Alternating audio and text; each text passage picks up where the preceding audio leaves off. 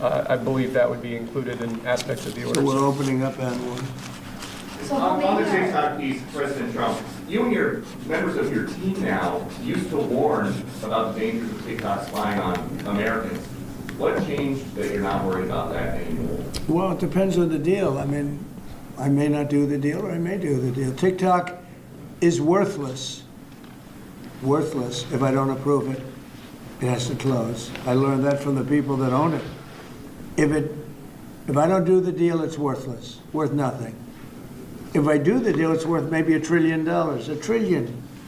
So if I do the deal I'm talking about doing it for the United States. If I do the deal for the United States, then I think we should get half. The TikTok In other words, I think the U.S. should be entitled to get half of TikTok. And congratulations, TikTok has a good partner. And that would be worth, could be $500 billion or something. It's crazy. The numbers are crazy. But it's worthless if the president doesn't sign, then it's worthless. If the president does sign, it's worth maybe $1 trillion. So I think, like a joint venture, I think we would have a joint venture with the people from TikTok. We'll see what happens. I mean, that's one of many ideas I've The had. CEO partially now, did he say that he's open to that idea? Who? The CEO of TikTok is around. Oh, I think he'd probably like it. Because he's got nothing. They really have nothing.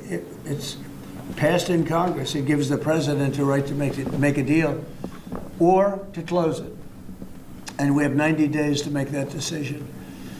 But I could see making a deal where the U.S. gets 50% of TikTok, polices it a little bit or a lot, depends on them. But remember, they make telephones in China, they make all sorts of things in China. Nobody ever complains about that. Here they're complaining about this. There's so many different products made in China, and nobody ever complained about it. The only one they complain about is TikTok. And TikTok is largely young people. I guess I have a warm spot for TikTok that I didn't have originally. But, I went on TikTok, and I won young people up by 36%, Peter. And Republicans typically don't do too well with young people. But it's a different Republican Party. Would the U.S. government buy a portion of TikTok then, or how would it get that 50%? No, you'd take 50% of TikTok for the approval that TikTok can continue in business. And they'd have a great partner. The U.S. would be their partner.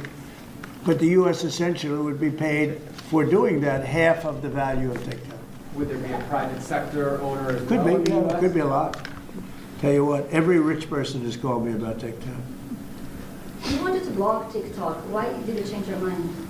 Because I got to use it. And remember, TikTok is largely about kids, young kids. If China's going to get information about young kids, I don't know.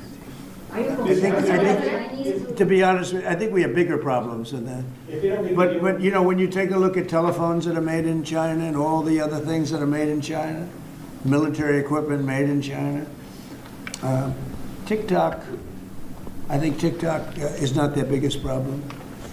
But there's big value in TikTok if it gets approved. If it doesn't get approved, there's no value. So if we create that value, why aren't we entitled to like half?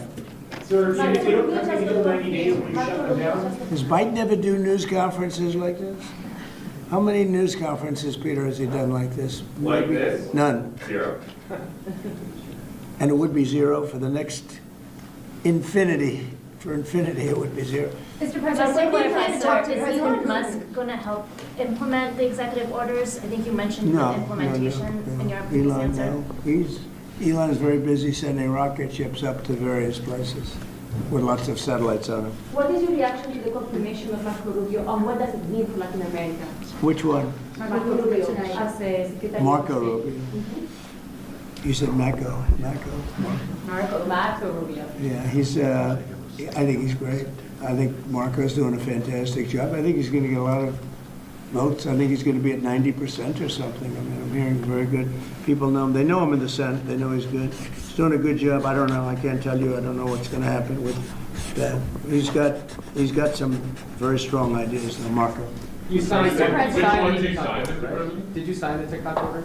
Yeah, Yes, that was just. One of Marco Rubio's ideas is just signed it. How many still change in Venezuela changing power. Are you still committed with Maduro leaving power in Venezuela? Well, we're going to find out about that too, because we're going to probably stop buying oil from Venezuela. We don't need their oil. Another embargo like the first term? Well, it could be, but we don't want to buy, we don't have to buy their oil. We have plenty of oil for ourselves, so President Trump, that'll change Venezuela quite a bit. President Trump, there was a lot of concern about this during the campaign. A question that only works today. Are you a dictator on day one? No, I can't imagine even being called that. No, I believe in the sanctity of the vote. The Democrats didn't because they cheated like dogs, but I believe in the sanctity, and this was too big to rig. This last election was just too big to rig. Mr. President, But, when do you plan to really speak the to- opposite. When do you plan to speak to President Putin? Could be very soon. And you talked a bit about Ukraine and Russia, but how long do you think it would take to end that conflict? And I have to speak to President Putin. We're going to have to find out. He can't be thrilled. He's not doing so well. I mean, he's grinding it out, but most people thought that war would have been over in about 1 week. And now you're into 3 years, right? So he can't be thrilled. It's not making him look very good. Now, eventually, you know, I mean, it's a big machine, so things will happen, but I think he'd be very well off to end that war. We have numbers that almost 1 million Russian soldiers have been killed. About 700,000 Ukrainian soldiers are killed. Russia's bigger, they have more soldiers to lose. But that's no way to run a country. What did your TikTok order do, Mr. President? It just gave me the right to sell it or close it. Essentially with TikTok, I have the right to either sell it or close it. And we'll make that determination. And we may have to get an approval from China too, I'm not sure. But I'm sure they'll approve it. And if they don't approve it, it would be somewhat of a hostile act, I think. But it's good for China if it gets approved. Mr. President, so you're not guaranteeing that TikTok will be around after 90 days from today? No, but it could very well be. It makes sense for it to be, because it's got tremendous value. But if we create the value by approving, you know, in other words, that approval gives it tremendous value. If that's the case, then we should be entitled to 50% as a country. You understand? You haven't heard that one before, right? That's called a joint venture. And nobody ever thought that way. Over your partner? Well, I don't know. I think you have a lot of people that would be interested in TikTok with the United States as a partner. Mr. President, what was it like walking into the Oval Office this evening? for the Oh, first what a time? great feeling. One of the better feelings I've ever had. Do you like this town better now than in 2017? Well, we're very experienced now. You would say nobody's ever had experience like I have. I've dealt with some very good people. I've dealt with some very bad people, and I know who the bad ones are and the good ones are. You know, don't forget, I was very successful in primarily the real estate business. And people used to say, who's worse, a politician or a vicious real estate developer? And I'd always say, you know, the real estate developer is far worse. But after about 3 months and getting to know scum like Adam Schiff and other people like that, I said, no, actually, real estate people are quite nice by comparison. You said you plan to speak with President Putin soon. What about President Zelensky, and what's your message? Yeah, I would, but he's told me he wants to make a deal. Zelensky wants to make a deal. What kind of I don't know if Putin does, he might not, I don't know. He should make a deal. I think he's destroying Russia by not making a deal. I think Russia's going to be in big trouble. You take a look at their economy, you take a look at the inflation in Russia. So I would hope, I got along with him great, and, you know, I would hope he wants to make a deal. Mr. President, are you keeping U.S. sanctions on Russia until he makes a deal? Well, sanctions or tariffs. I think the word tariff is much better because it keeps your dollar stronger. I think tariffs are more effective. I mean, I use sanctions on Iran. Iran was broke. When I left office, Iran was broke. They had no money for Hamas or Hezbollah, none. They were flat broke. And October 7th would have never happened. And I think you all know that. It would have never happened. They had no money. Now they're rich, but, you know, they're weakened in a different way. I would say that the one attack by Israel really set them back. It really set them back. The Pagers, What do you the say Pagers now? and others. You know, the attack on air defense was that was a bad attack for How What confident are you signing now, sir? It's an executive order relating to reforms to the federal workforce, including to the senior executive service. We're getting rid of all of the cancer. I call it cancer, the cancer caused by the Biden administration. How confident are you, Mr. President, that you can keep the ceasefire in Gaza and conclude the 3 phases of the deal? I'm not confident. That's not our war, it's their war, but Apologize. I'm not confident. But I think they're very weakened on the other side. Do you support the 2 states? Gaza, boy, I looked at a picture of Gaza. Gaza is like a massive demolition site. That place it's really got to be rebuilt in a different way. Do you plan to help rebuilding Gaza? I might. You know, Gaza is interesting. It's a phenomenal location. On the sea, the best weather. You know, everything's good. It's like some beautiful things could be done with it, but it's very interesting. But some fantastic things could be done with Gaza. How do you see the future in governance for Gaza? Who should? Well, it depends. I can't imagine you could have, well, you certainly can't have the people that were there. Most of them are dead, by the way, right? Most of them are dead. But they didn't exactly run it well. Run viciously and badly.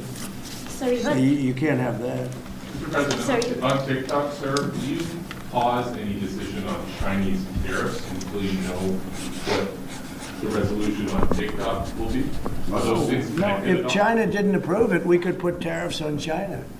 Don't forget, China charges us tariffs, and we charge them very little, except for what I did. I put a lot of, we took in hundreds of billions of dollars. But until I came along, China never paid 10 cents to this country. They ripped us off, and they never paid anything. But like, if we wanted to make a deal with TikTok, and it was a good deal, and China wouldn't approve it, then I think ultimately they'd approve it, because we'd put tariffs on China. Maybe. I'm not saying I would, but you certainly could do that. And if we said, well, if you're not going to approve it, then that's a certain hostility, and we'll put tariffs of 25, 30, 40, 50%, even 100%. And if we did that, I think they'd approve it. President Trump, you've seen the other living presidents a couple times in the last few months. If you ever had to call on one of them for advice about anything that's going on here, which one would you call? It's an interesting. Well, I thought Bill Clinton was a very good politician. I don't think he was used properly. I think they disrespected him. When Hillary was running, he came back and he said, you know, you better get up to Michigan and Wisconsin. You remember that, Peter? Every house has a Trump sign on it. And they all laughed at him because the Republicans hadn't won Michigan or Wisconsin for decades, long time. And they all laughed at Bill Clinton. Like, the hell does he know? And he turned out to be right, because I won both of them. And then we just won both in this election, too. We won Wisconsin and Michigan and every other swing state. We won all the swing states, all 7. They talked about 7 swing states. We won them all. So, but Bill Clinton he had a great political sense, I think. You looked like you were having a good conversation with President Obama at President I was. And you'd like to know what it Yeah, was? everybody wants to. Everybody wants to know. And I wouldn't want to buy it. But we were having some crazy conversation. About? Why do you asking a question like that? You know, I don't think you want to know. You might Can you tell us not. what you just signed? You might be insulted. It's an executive order relating to holding former government officials accountable for unlawful disclosure of sensitive information. This next one, sir, is a declaration of a national energy emergency. so you also have That's a big several- one. You know what that allows you to do? That means you can do whatever you have to do to get out of that problem. And we do have that kind of an emergency. President Trump, at some point will you use your powers of the presidency to tell Americans who are concerned about drones? Well, Yeah. Oh, a few weeks good. ago, Yeah. what exactly I will. was happening? Can you tell us now? In fact, I'd like to know, because I just got here.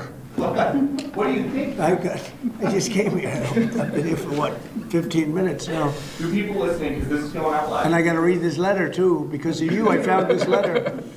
I can read it for you. It's interesting. Yeah, I know you would. Your father would too. But is it anything, these drones, is it anything that people need to be worried No, about? I think it's terrible. I would like to find out what it is and tell the people. And can you commit to some kind of... In fact, I'd report? like to do that. We find out what that was, Susie? Okay? Yeah, why don't we find out? Immediately. I can't imagine it's an enemy, or there would have been, people would have gotten blown up all over. Maybe they were testing things. I don't know why they wouldn't have said what it was. They had a lot of them flying over Bedminster, which is interesting. And with the events today and yesterday, was everything moved inside just for cold weather, or was there some kind of a security concern? No security. Because they had everything shut down to drones. You can shut that down pretty easily if you're sophisticated. They're very sophisticated, these people. No, it was just cold weather. And we made a good move because, first of all, I thought it was incredible at the Capitol today. You know why I liked it? Because I got great reviews on that speech. I got great reviews. Can you believe it? They actually were fair. Maybe the fake news is changing. Unleashing energy production. Unleashing energy production. But I thought it was, I think having it in the Capitol is great. It's obviously, you can take care of the people you have to take care of. The city was booming. And if we would have done it outside, people would have been hurt because it was really cold. It was like, looked sunny. But when you stood outside for 10 minutes, people were running back in. It was really cold and really windy. The wind brings it down a lot. So we made the right decision. You couldn't have stayed. I don't think you could have had it out. You know how cold it was today. It was, people went out for a little while just to test it. They couldn't stay out more than 10 minutes. They all came back in. So we would have had a disaster if we did that, and people would have been hurt. President, the unlawful disclosure video, is that related to the Hunter Biden situation? Which one? The one on unlawful disclosures by federal officials, is that related to the No, letter? I think it's just What about more that? general than that. It's not Hunter Biden. I was surprised that President Biden would go and pardon his whole family, because that makes him look very guilty. I could have pardoned my family. I could have pardoned myself, my family. I said, if I do that, it's going to make me look very guilty. I don't think I'd be sitting here, frankly. If I did that, I don't think I'd be sitting here right now, because I would have shown that you're guilty. But by pardoning his brother or brothers, by pardoning all of those people that he pardoned, by pardoning J6, the Unselect Committee, they destroyed all of the documents. They deleted all of the information. There's no information. And a lot of the information pertains to Nancy Pelosi because she was given 100, I mean, you know this, it's on tape with her daughter. Nancy Pelosi was responsible for not taking advantage of 10,000 soldiers or 1,000. You wouldn't have you could have used 400. It was a relatively small crowd. It wasn't the crowd that was at the mall. It was a small crowd. So I was a little bit surprised that he did it, because it makes him look guilty. I mean, he's going to have to live with it. Now, with that being said, it's unbelievable precedent it creates for a president. But the precedent is unbelievable. Now maybe every president that leaves office, they're going to pardon every person they ever met, so they don't have some lunatic like deranged Jack Smith, who's a total lunatic, by the way. Not a smart guy, he's a dummy. But we beat the hell out of him. And I helped my reputation. Do you think you have to do the same thing at the end of this term? Well, I guess now I have precedent to do it. I wouldn't want to do that, no. I think it makes you look very guilty. I think it makes Biden look very bad, very weak, and very guilty. And, I mean, he pardoned everybody. How about this J6 committee? Why is he pardoning them? The reason is because if you delete and destroy documentation, everything, they have nothing, because they were guilty as hell. They rigged it. It was a rigged deal. And when you do that, they look very bad, but I was a little surprised he did it. Liz Cheney, I mean, she's a lunatic. And she lost by the greatest margin in the history of a politician running for Congress, like 40 points. The reason it was the greatest is because anybody losing that badly is going to drop out. But she's a nut job. She doesn't drop out. You know, she just keeps chugging forward. And she lost by almost 40 points. That's the biggest number anybody's ever lost by. But why would Biden do that? He pardoned her and pardoned everybody. The reason is that they destroyed documents. And if you're even in a civil case, which this wouldn't be, I mean, people go to jail for a long time for doing that. What's this one? That's unleashing American energy, sir. It relates to easing permitting processes and other regulatory systems to ensure that we can produce energy efficiently to drive the American economy forward. President Trump, looking around the office, we noticed some changes from the way that Biden had it set up. Can you confirm that you have added back the Diet Coke button? I think this, first of all, I just got here. So my people came in. They have extraordinary decorator sense, right? Let me just see some of the pictures. Well, that's a good one. I could live with him. I could live with George Washington, I can tell you. I can live with Thomas Jefferson. I can live with most of them. They took a very safe route. They don't have any bad ones up there. Withdrawing from What is this one? Withdrawing from the World Health Organization, sir. Ooh, that's a big one. So we paid $500 million to World Health when I was here, and I terminated it. China, with 1.4 billion people, we have 350 to pay. We have, nobody knows what we have because so many people came in illegally, but let's say we have 325. They had 1.4 billion. They were paying 39 million, we were paying 500 million. It seemed a little unfair to me. So that wasn't the reason, but I dropped out. They offered me to come back for 39 million. In theory, it should be less than that, but you know. And when Biden came back, they came back for 500 million. He knew that you could have come back for 39 million. They wanted us back so badly, so we'll see what happens. Mr. President, you Pretty spoke sad to think of it. China pays 39 million and we pay 500 million. And China's a bigger country.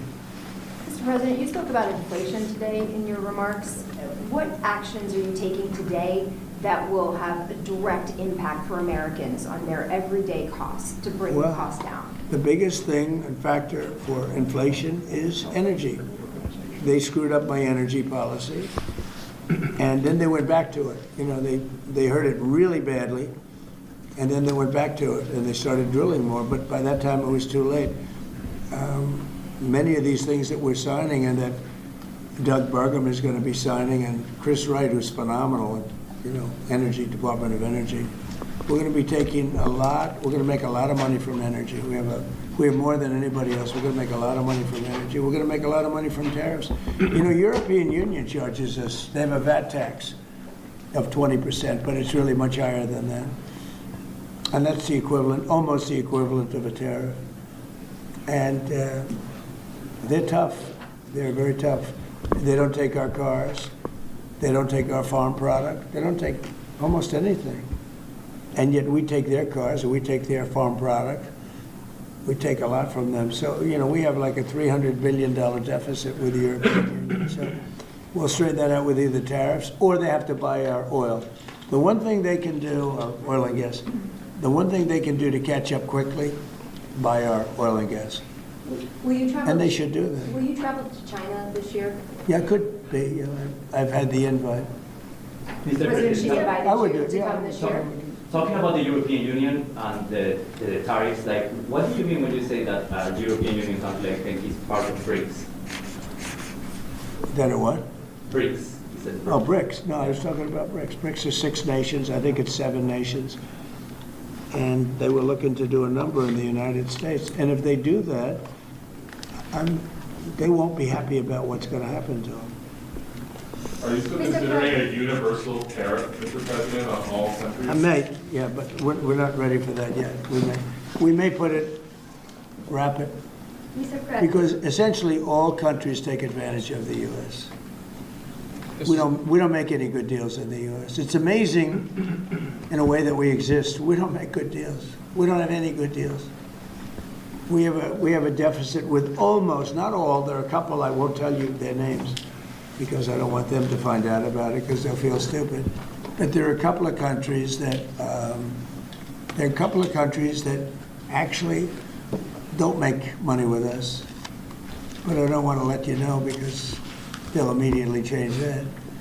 But we're gonna do, I tell you what, our country has an amazing economic future. I really believe in it.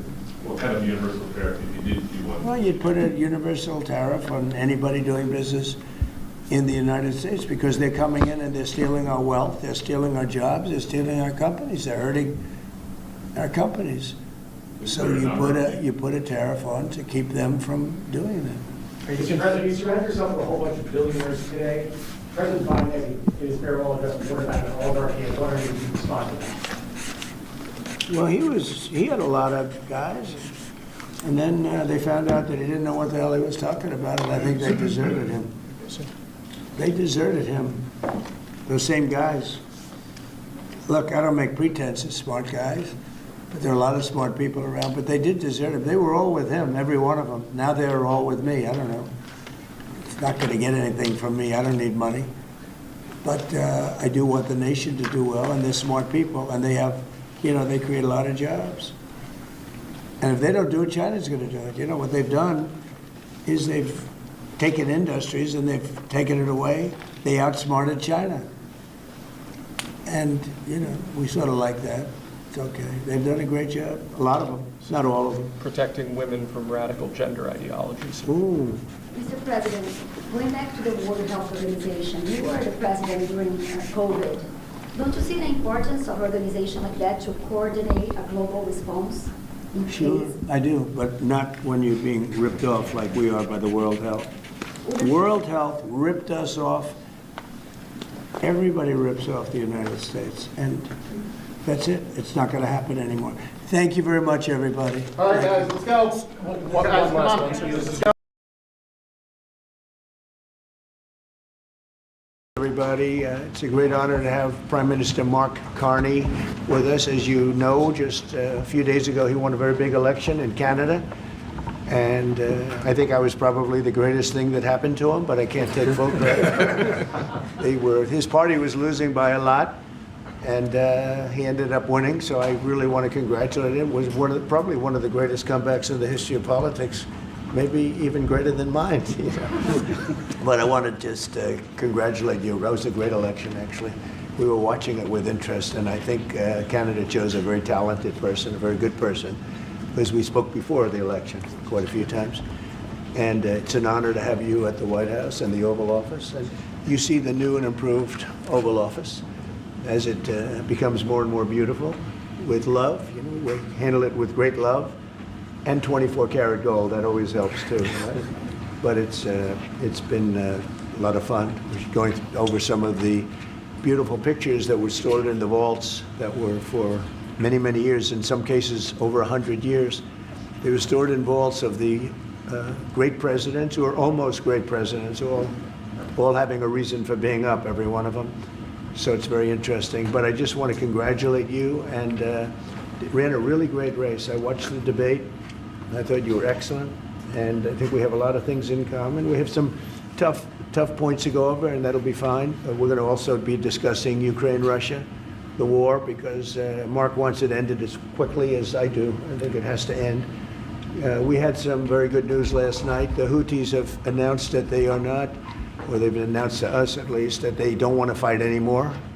They just don't want to fight, and we will honor that. And we will stop the bombings, and they have capitulated. But more importantly, we will take their word.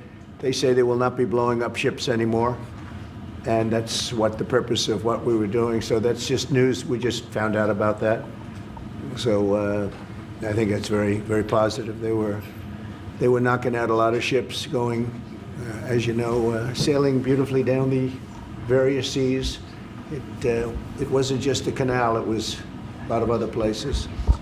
And I will accept their word, and we are going to stop the bombing of the Houthis, effective immediately. And Marco, you'll let everybody know that, okay?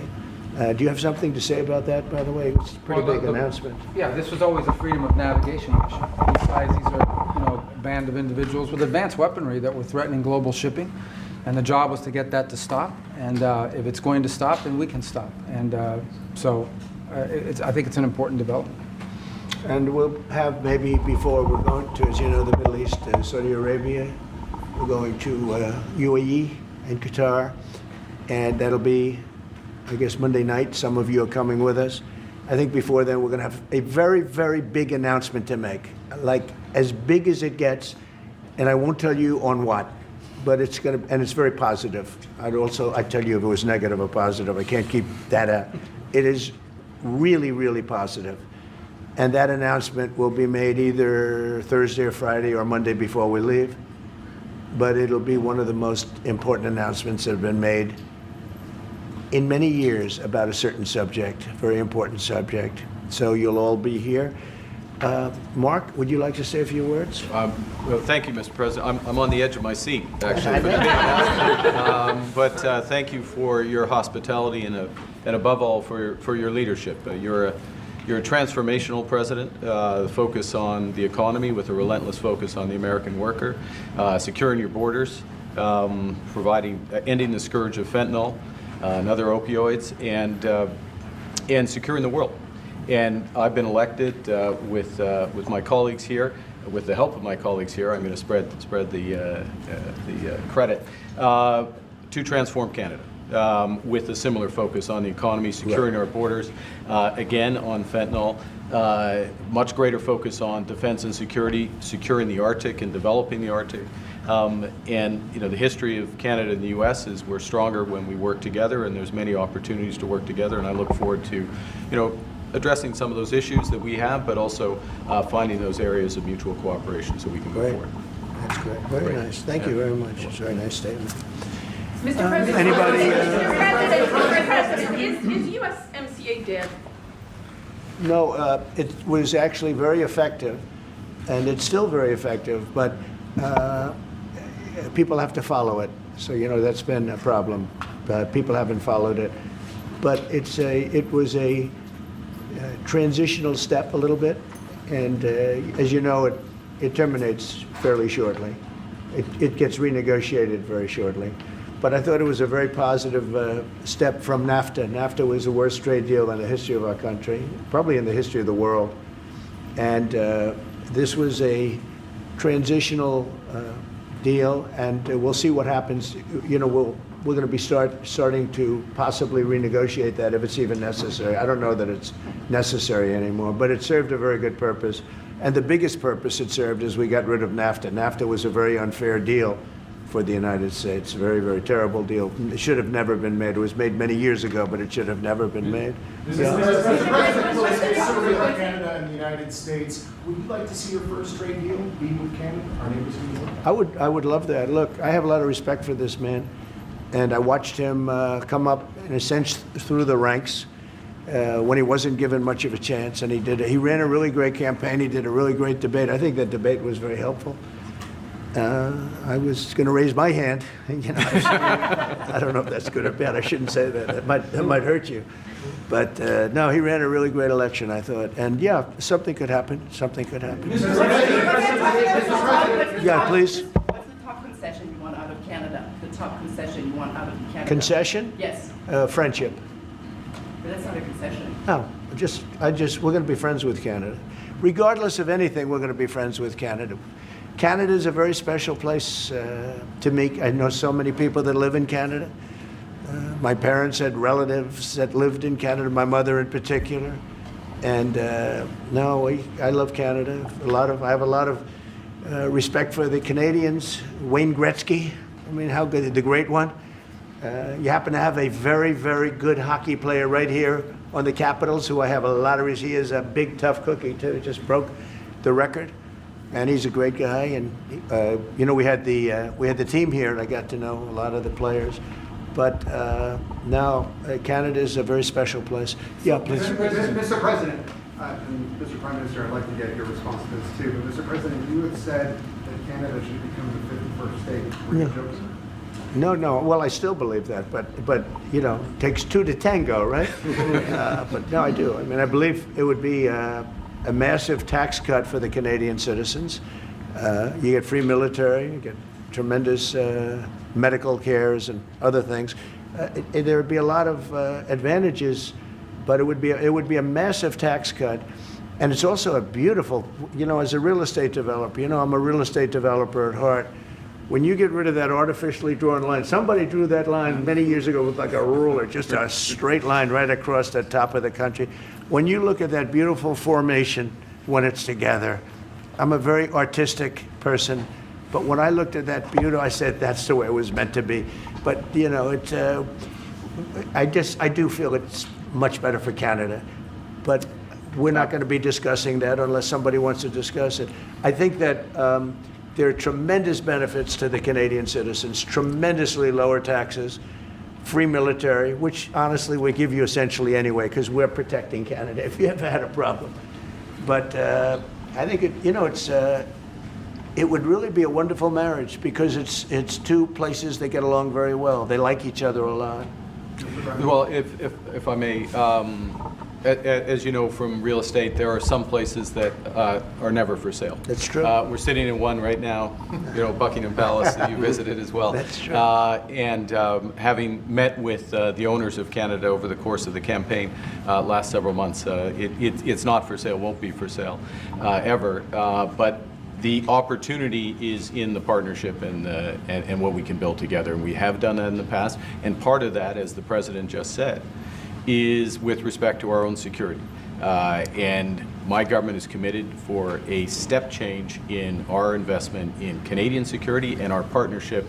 And I'll say this as well, that the President has revitalized international security, revitalized NATO, and us playing our full weight in NATO, and that will be part of it. And they have, I must say, Canada is stepping up the military participation because Mark knew, they were low and now they're stepping it up, and that's a very important thing. But never say never. Never say never. Mr. President, I'm saying that what would it take to get the tariffs off of Canada? Well, we'll be talking about different things. Like, we want to protect our automobile business, and so does Mark.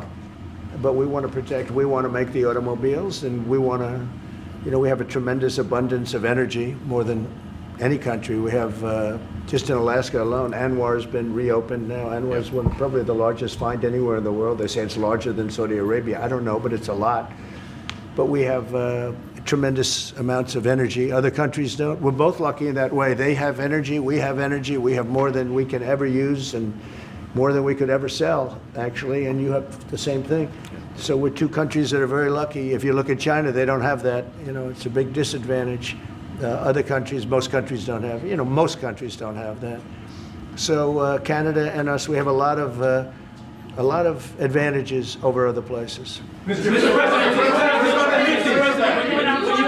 President, when you consider what Mr. Carney just said, that Canada is not for sale, does this make the discussion a little more difficult to start on? No, not at all. No, not at all. No, time will tell. It's only time. But I say never. I've had many things that were not doable, and they ended up being doable, and only doable in a very friendly way. But if it's to everybody's benefit, Canada loves us and we love Canada. That's, I think, the number one thing that's important. But we'll see. I mean, over time, we'll see what happens. Mr. President, China. I was hoping you can clarify something. Earlier this morning on Capitol Hill, Secretary Bessent said that there had been no negotiations yet with China. You have said something different. Can you clarify? They want to meet, and they're doing no business right now. And those ships are turning around in the Pacific Ocean. Big turn. Those are big ships. Those ships take about 10 miles to turn.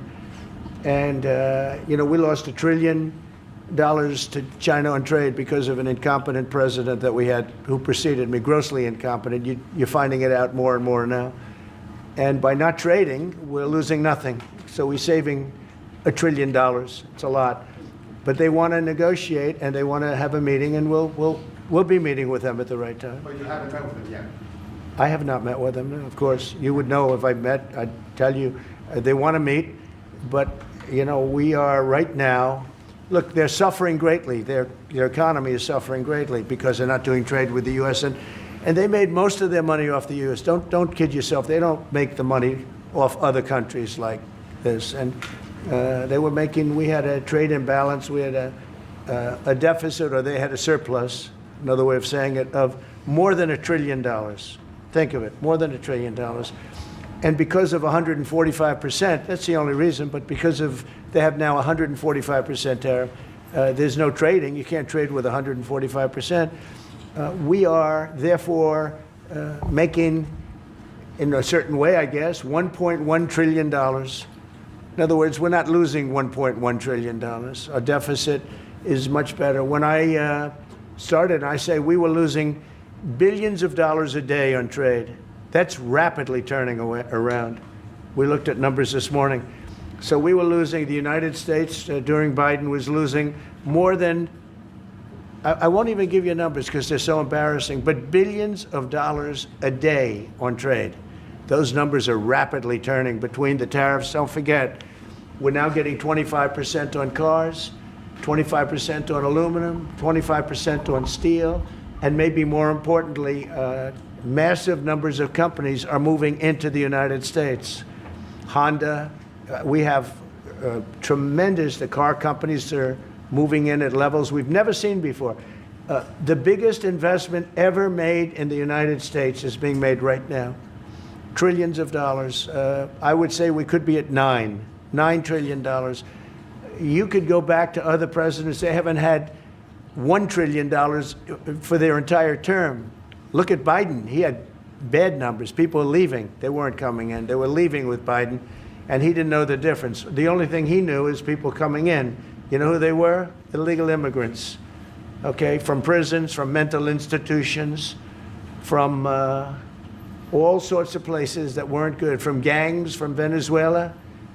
They were coming in and they were criminals and murderers, 11,888 people that murdered, and at least half of them murdered more than one person. This is what Biden led into our country. I'm bringing in big companies. We have Apple is investing $500 billion. We have Jensen, as you know, is going to be 500 biggest chip maker, or chip thinker, I call him. He's really a thinker more than a maker. But we also have the maker, Mr. Wei. I get to know them all in the last, it was a cram course, but they're all moving into America because of the tariffs. And I don't think people have appreciated it. Some people do, some of the smart people do. So we have more money coming in. It's really an amazing thing. We have more money being invested in the United States now than at any time ever before in our history, and it's not even close. And I think the real number could be 9 or 10 trillion. We don't know everybody that's doing it. We have many. I just heard about a plant that's being built right now, a very, very top of the line company. And they didn't come to the White House. They're just doing it because they're making it, because if they build here, there are no tariffs. And this is the big market. This is the market. That sets us apart from it. This is the market where everyone wants to be. Now, if I didn't come here and do this, all of a sudden we wouldn't be the market where everyone wants to be. So we're able to do it in time. But we're going to have a great announcement. And I'm not necessarily saying it's on trade.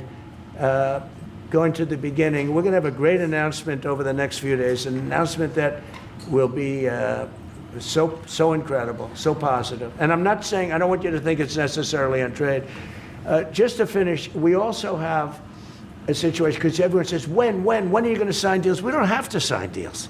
We could sign 25 deals right now, Howard, if we wanted. We don't have to sign deals. They have to sign deals with us. They want a piece of our market. We don't want a piece of their market. We don't care about their market. They want a piece of our market. So we can just sit down, and I'll do this at some point over the next 2 weeks, and I'll sit with Howard and Scott and with our great vice president, who has done a really good job. We have some good news to report on a lot of fronts. but JD will be there and Marco, and we're going to sit down and we're going to put very fair numbers down, and we're going to say, here's what this country, what we want, and congratulations, we have a deal. And they'll either say, great, and they'll start shopping, or they'll say, not good, we're not going to do it. And I said, that's okay, you don't have to shop. Now, we may think, well, they have a right, you know, that maybe we were a little bit wrong, so we'll adjust it. And then you people will say, oh, it's so chaotic. No, we're flexible. But we'll sit down and we'll, at some point, in some cases, we'll sign some deals. It's much less important than what I'm talking about. For the most part, we're just going to put down a number and say, this is what you're going to pay to shop. And it's going to be a very fair number. It'll be a low number. We're not looking to hurt countries. We want to help countries. We want to be friendly with countries. But you keep writing about deals, deals. When are we going to sign? When? It's very simple. We're going to say, in some cases, we want you to open up your country. In some cases, we want you to drop your tariffs. I mean, India, as an example, has one of the highest tariffs in the world. We're not going to put up with that. And they've agreed already to drop it. They'll drop it to nothing. They've already agreed. They would have never done that for anybody else but me. So we're going to put down some numbers, and we're going to say our country is open for business. And they're going to come in, and they're going to pay for the privilege of being able to shop in the United States of America. It's very simple. It's very simple. So I wish they'd keep, stop asking, how many deals are you signing this week? Because one day we'll come and we'll give you 100 deals. And they don't have to sign. All they have to do is say, oh, we'll start sending our ships right now to pick up whatever we want or to bring whatever we want. It's very, very simple. And I think my people haven't made it clear. We will sign some deals, but much bigger than that is we're going to put down the price that people are going to have to pay to shop in the United States. Think of us as a super luxury store, a store that has the goods. You're going to come and you're going to pay a price, and we're going to give you a very good price. We're going to make very good deals, and in some cases we'll adjust. But that's where it is. And we've been ripped off by everybody for 50 years, and we're just not going to do that anymore. We can't do that. And we can't let any country do that to us. We're just not going to do it anymore. On the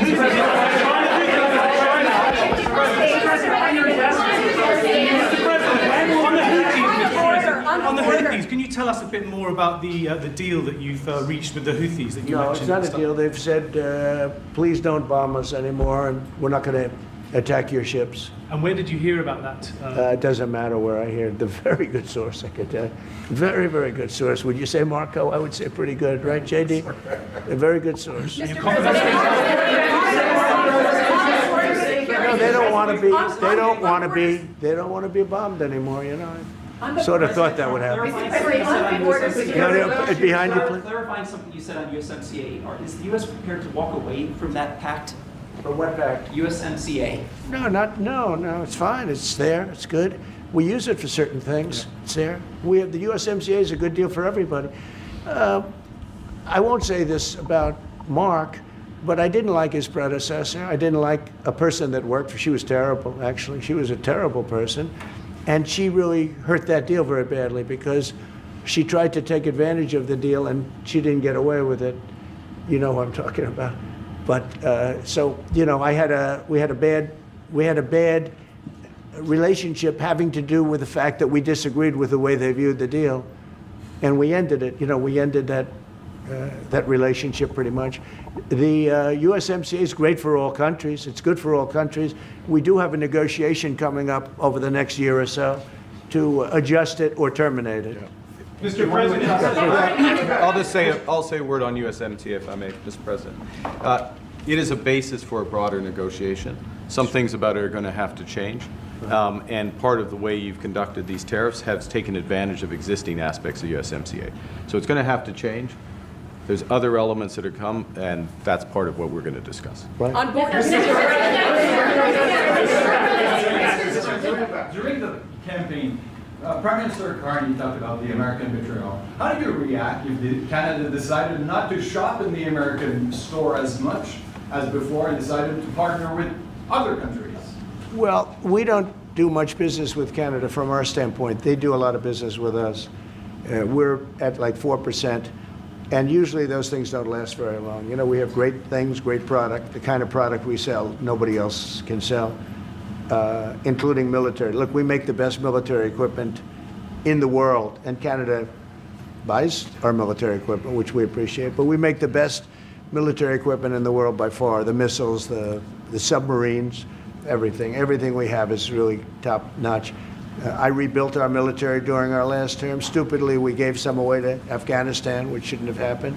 But that was, I think it was the most embarrassing moment in the history of our country. There was just very incompetent people. But if you look, the man that's now the head of our Joint Chiefs, he led the attack on ISIS for me. That's why he's the head of the Joint Chiefs. And Raisin Kane, he was unbelievable. And as you know, we defeated ISIS in 3 weeks. It was supposed to take 5 years. We did it in 3 weeks. And he ran the campaign. I said, I like him. But I knew him before. I went to Iraq, and we agreed to a plan, and that was the plan. And as you know, we did it in record time. So we have, you know, we have the best equipment in the world. We have the best, a lot of things. And but Canada does a lot more business with us than we do with Canada. Yeah. Mr. President, can I ask you about your investments, Mr. President? When do you think the investments that you've announced, the trillions, will finally hit the economic data this year? When you're saying about the tariffs? No, about the investments that you've announced. You've announced. Oh, it's hitting right now. Look, they're already starting AI plants. These are not people that look for financing. That's a good thing. You know, in real estate, you get a site, then you have to look for financing. You have to get your zoning. You know, 5 years later, you start building. You get a bank, then the bank's no good. These people have massive amounts of cash. The CHIPS Act was a ridiculous thing because that doesn't get them to build. All we did is hand very wealthy companies money. The CHIPS Act that was done by Biden. Billions, we give them billions of dollars. They don't even have to do anything with it. And then if you weren't, if you didn't have, and I don't want to be a wise guy, but if you didn't go with the DEI, if you didn't go with all of the different things, woke, if you weren't woke, you couldn't even use the money. You had to have a certain percentage of this and that and that and that. It's impossible to have. The companies actually complained to me. They say they gave me all this money, but nobody can get these people to do anything. I mean, look, President Obama, and if he wanted help, I'd give him help because I'm a really good builder and I build on time, on budget. He's building his library in Chicago. It's a disaster. And he said something to the effect, I only want DEI, I only want woke. He wants woke people to build it. Well, he got woke people, and they have massive cost overruns. The job is stopped. I don't know. It's a disaster. And I don't like that happening because I think it's bad for the presidency that a thing like that should happen. He's got a library that's a disaster. And he wanted to be very politically correct, and he didn't use good, hard, tough, mean construction workers that I love, Marco. I love those construction workers. But he didn't want construction workers. He wanted people that never did it before, and he's got a disaster in his hands. Like millions of dollars, really many millions of dollars over budget. And I would love to help him with it, or somebody else. I could recommend professionals. But it was not built in a professional manner. By the way, nor was in California a little train going from San Francisco to Los Angeles that's being run by Gavin Newsom, the governor of California. Did you ever hear of Gavin Newsom? He has got, that train is the worst cost overrun I've ever seen. It's like totally out of control. So then they said, all right, we won't go into San Francisco. We'll stop 25 miles short. And we won't go into Los Angeles. We'll stop 25 miles short. It's hundreds of billions of dollars for this stupid project that should have never been built. And then they realized that it would have been a lot less costly if we just gave limousine service back and forth and gave it free. They would have saved hundreds of billions of dollars. They have airplanes that go there for one 1/100th the cost. And they have cars. They have a thing called the highway that goes back and forth that's not fully utilized. And they got involved with this project. And Gavin, you know, I always liked Gavin.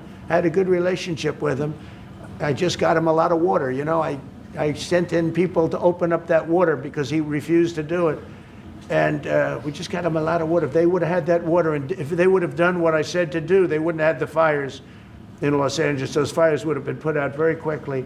But if you think about it, and you got to take a look at this, it's the worst cost overrun I've ever seen. I've watched a lot of stupid people build a lot of stupid things, but that's the worst cost overrun I've ever seen, what's happening between San Francisco and Los Angeles. And you ought to ask about that, because this government is not going to pay. I told our very great new Secretary of Transportation, he's doing a good job, Sean Duffy, I said, we're not going to pay for that thing. They are just, it's out of control. This is something that you don't have things like this. It's not even conceivable. Like 30 times over budget, 30 times. It's the craziest thing and now it's hundreds of, it was supposed to be a simple train. And I think the media should take a look at it.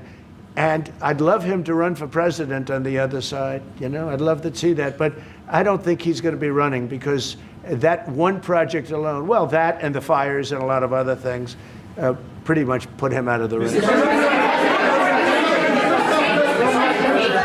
President, what changes would you like to see to the USMCA? Or what changes would you like to make? We're going to work on some subtle changes, maybe. I don't even know if we're going to be dealing with the USMCA.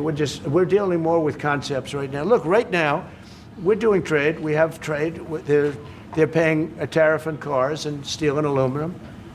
And I think we have a baseline of 10% or something like that for the tariffs. But we're getting along very well. Right now, going no further, but we have an agreement. We did something with even parts. You want to discuss that, Howard, with respect to Canada, which helps Canada out? Sure. So we've made an arrangement with the car companies that 15% of their USMCA parts are included, and then 15% of foreign parts from the manufactured suggested retail price are not tariffed, to help domestic manufacturing really thrive.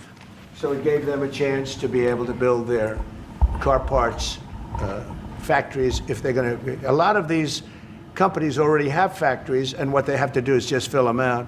But they're able to build them in the United States, so we gave them a pretty substantial period of time. Just to clarify, Mr. President, is there anything the Prime Minister can say to you today to change your mind on tariffing Canada?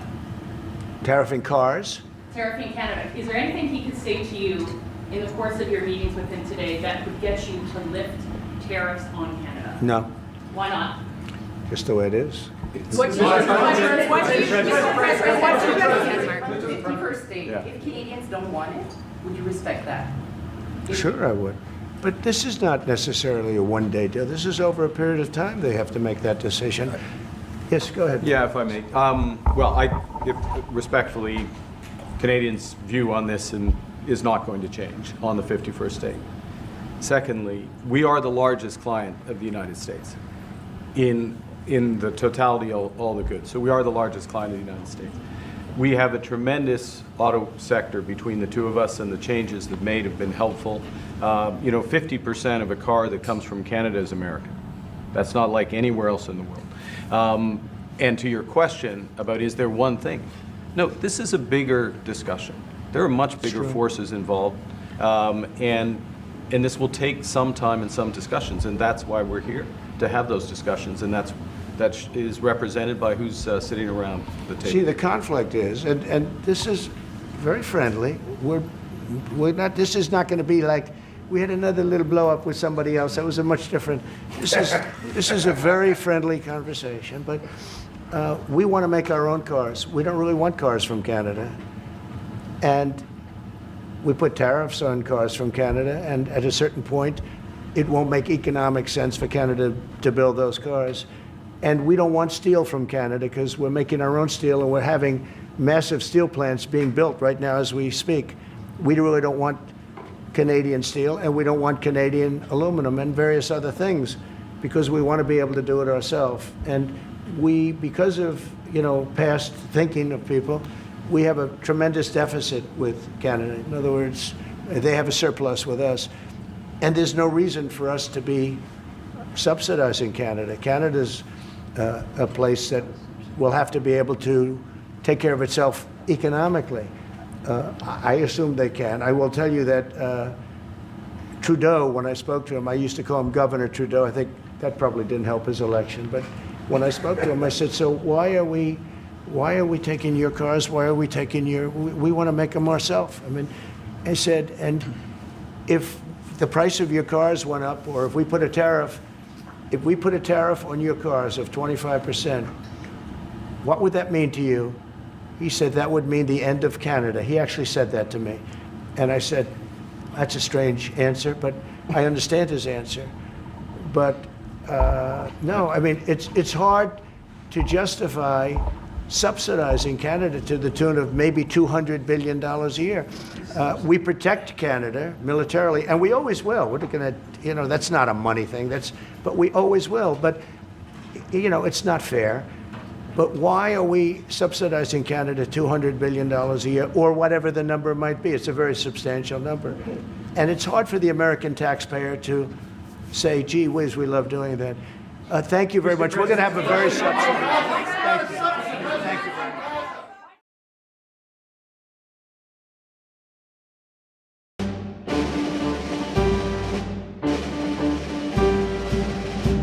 much. Ladies and gentlemen, the President of the United States.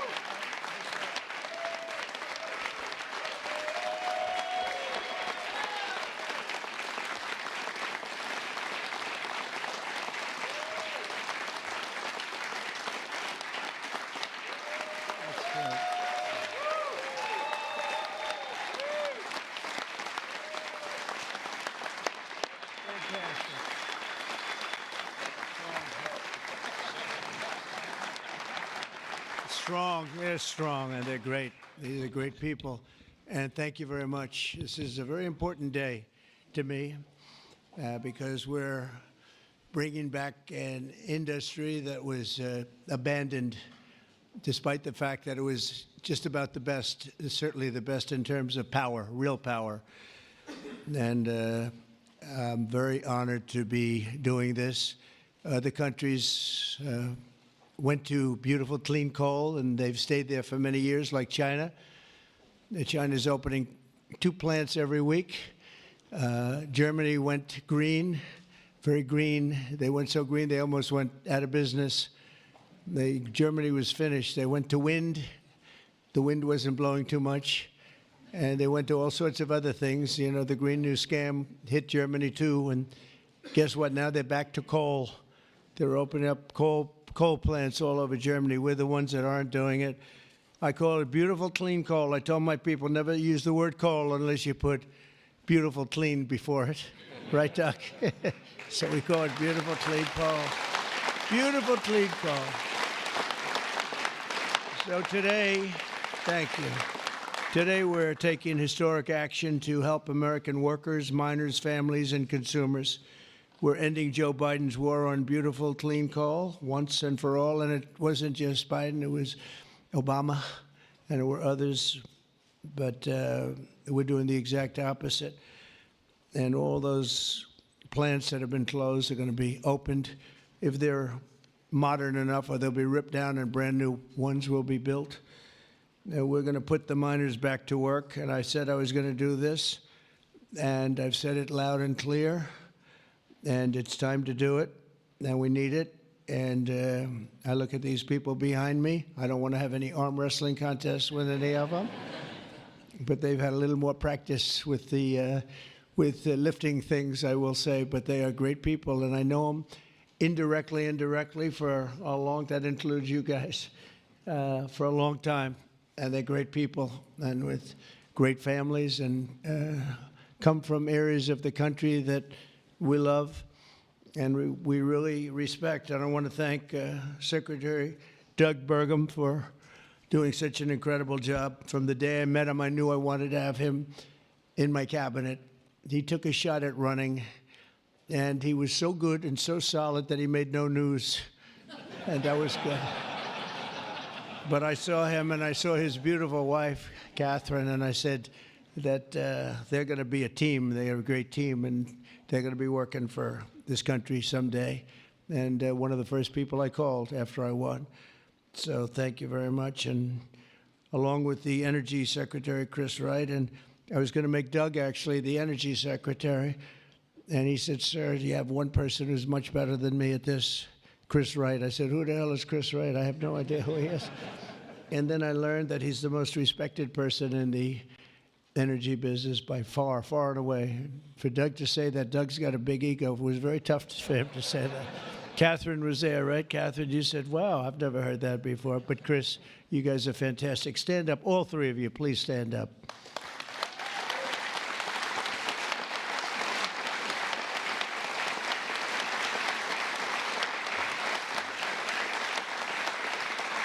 Yeah, that's a great team. It's no better team than that. And they're going to produce energy the likes of which nobody's seen before. You know, we need to do the AI, all of this new technology that's coming online. We need more than double the energy, the electricity that we currently have. You take all of the electricity in the country right now for houses, for buildings, for everything. We need to more than double it to be number one. We're now way ahead of everybody at AI. China's in second place, but way behind. And they're going to be producing a lot of energy and a lot of electricity for this. And so are we, and we're going to get approvals very fast. And I would say the man that's almost comparable to you in terms of the importance to this, maybe he's even more comparable, I hate to tell you, a guy named Lee Zeldin, who's a friend of mine for a long time. He was a great...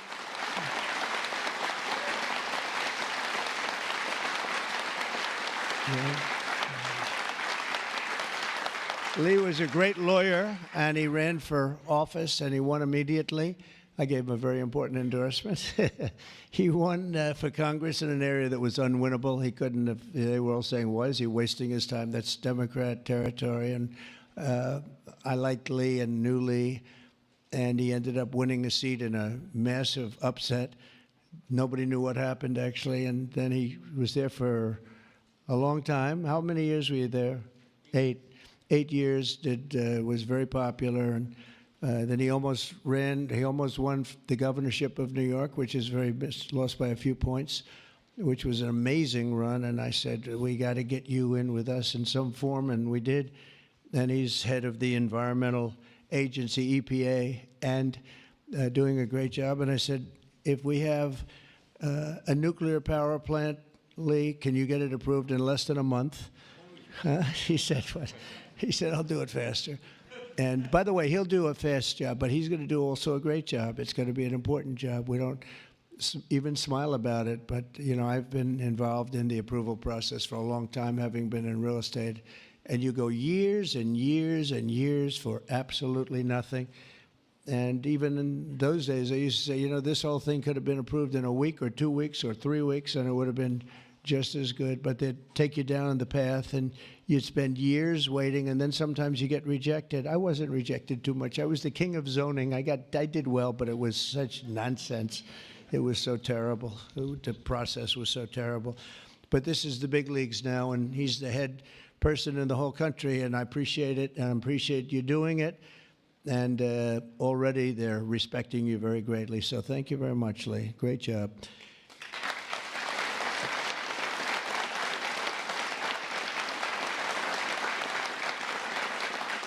So we have a lot of senators and congressmen and women, and I'm going to just introduce the ones that I see here. Because you know, it's always a problem when I do this, because I leave one or two out, and that's the end. I never get their vote again. I never get their vote. It takes years to recover, but we'll give it a shot, because Senator John Barrasso, who's my friend and a great gentleman. Thank you very much, John, for being here. Thank you, John. Cynthia Lummis, fantastic woman who believes like I do, and she believes like I do in these people, right? She believes in them maybe even more than I do. That's pretty good from day one. Thank you, Cynthia. You're doing a fantastic job. Kevin Kramer, my friend. Where is Kevin? Because Kevin, I think he was here because he had a problem, and I just will pay my respects. He wanted to be here so badly, but he had a difficult problem that he's working through, and we all love Kevin. John Hovind. John, thank you very much. Thank you very much. Go ahead. Steve Daines. Thank you, Steve. And Steve is a picker of great candidates, like he picked a guy named Tim Sheehy, who's here. Where's Tim? Where is Tim? Thank you, Tim. And Tim Sheehy has turned out to be a wonderful senator, and that was your pick. And we went with it, and you were right. And we have a great one in Tim, so thank you, Tim, and thank you, Steve. Shelley Moore Capito. Shelley, thank you very much. West Virginia. From West Virginia, she has to you have no choice. Even if you didn't like it, you have to like all, right? But they were doing a number on you. They were doing a number on you with the coal stuff, and you have not only coal, but you have among the best coal anywhere in the world. So thank you very much. A friend of mine for a long time, I'm the one that got him to change his religion in a sense. He changed the party. He went from a Democrat. I said, Jim, you're not a Democrat. But he changed to Republican. He's one of the most popular Republicans and one of the most popular political leaders in the country. Jim Justice. I call him Big Jim. Big Jim Justice. Good. You look good, Jim. And he was in the business. And so am I doing the right thing? You would know better than anybody in this room. Am I doing the right thing, Jim? Huh? I think so, right? Thank you very much, Jim. Cindy Hyde Smith. Cindy, thank you, hon. Very good. Good job. People are going to be happy. And all friends of mine. Mike Lee. Mike, thank you very much. We have a lot of people from Congress, congressmen and women, representatives. Morgan Griffith. Morgan, thank you. Thank you very much. Bruce Westerman. Bruce, thank you, Bruce. Bob Latta. Bob Latta. Thank you, Bob. Good job. Troy Balderson.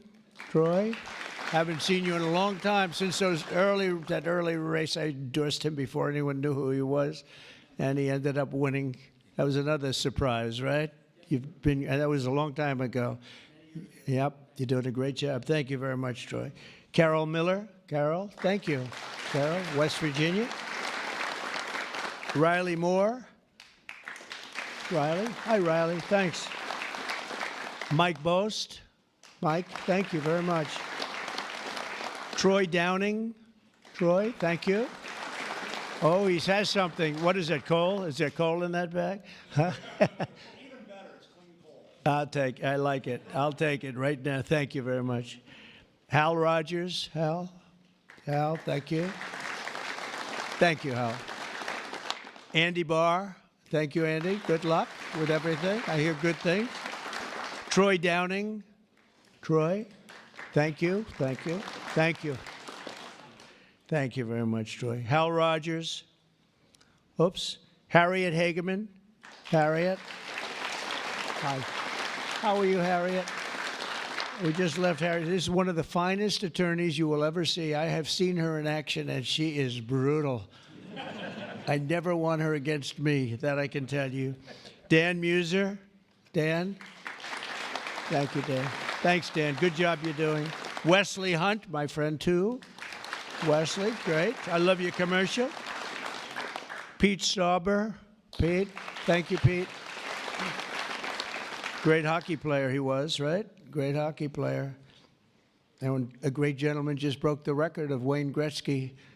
The great one is Wayne Gretzky, but we have another great one, too, huh? Just broke the record. It was great. Governor Greg Gianforte. Greg, nice seeing you. Good, Greg. Thank you very much, Greg. Bill Lee. Bill, thank you very much. Patrick Morrissey, West Virginia, just got elected. Mark Gordon. Mark, thank you. Thank you very much. And we have a lot of others, and I'm in trouble because I don't know. I got 5 or 6 others that I see quickly, but I'm just not going to do it. Don't hold it against me because we have to get back to the most important people in the room, these people. You know that, right?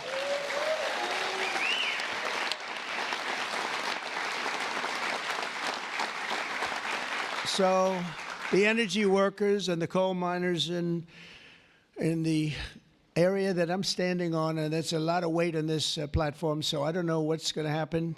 I hope it's structurally designed for you guys. I don't know. But we have just really well-deserving, great American patriots, and it's such an honor to be here and making such a big move, such a bold move in energy. Because, you know, for years, people would just bemoan this industry and decimate the industry for absolutely no reason, because with modern technology and all of the other things that we do, it's one of the great forms of energy. That's why other countries, leading countries, are using it, some exclusively. For 4 long years, Joe Biden and congressional Democrats tried to abolish the American coal industry. They did everything in their power while he was awake, which wasn't much, shutting down dozens of coal plants, banning coal leases on federal lands, and putting thousands and thousands of coal miners out of work, destroying their lives, actually, destroying their lives. I'll never forget when I went to West Virginia, which I won by 48 points, I think, right? Big Jim, I won by 48 points. But in the first campaign where Hillary Clinton was about 4 states too early, and she was talking about how bad coal was and how they were going to teach coal miners how to make widgets and gadgets and technology, which they didn't want to do. They want to mine. One thing I learned about the coal miners, that's what they want to do. You could give them a penthouse on Fifth Avenue and a different kind of a job, and they'd be unhappy. They want to mine coal. That's what they love to do. And she was going to put them in a high-tech industry where you make little cell phones and things. I don't know. Do you think he'd be good at that? I don't know. I would be. You wouldn't. You don't want to be. And she was brutal about 3 weeks before, but then she had a problem. She went to West Virginia looking for votes, and that was a bad situation. You remember that? And there was a coal miner around the table with his family, and he was in tears because of what they had done to him and his family. And I hope he's still around, but that man made quite an impression on the world and the public. And we ended up winning in a great election, but we ended up winning by a lot. The Democrats' Green New Scam killed jobs and sent prices soaring here in America. But meanwhile, China opened 2 coal plants every single week, and other countries likewise went very strongly back into coal. Some of them never got off. Those are the ones that didn't have the problems. The Biden energy policy was to put America last. We want to be last. We got to be last. Not a good policy. Under my administration, we're putting America first. It's very simple. America's always going to be first. On my first day in office, I terminated the Green New Scam. I declared the national energy emergency and withdrew from the unfair, one-sided, and extremely costly to the United States only Paris Climate Accord.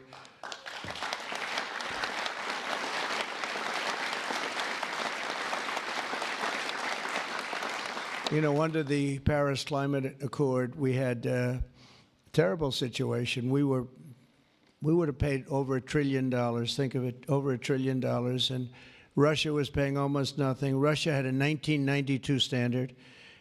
China was paying nothing. China didn't kick in until 2035. This was 5 years ago. So they didn't kick in for many years. India had no standard whatsoever. But we had the highest standard you could imagine, and we had to start paying from day one, and we had to pay lots of money. We paid for everything.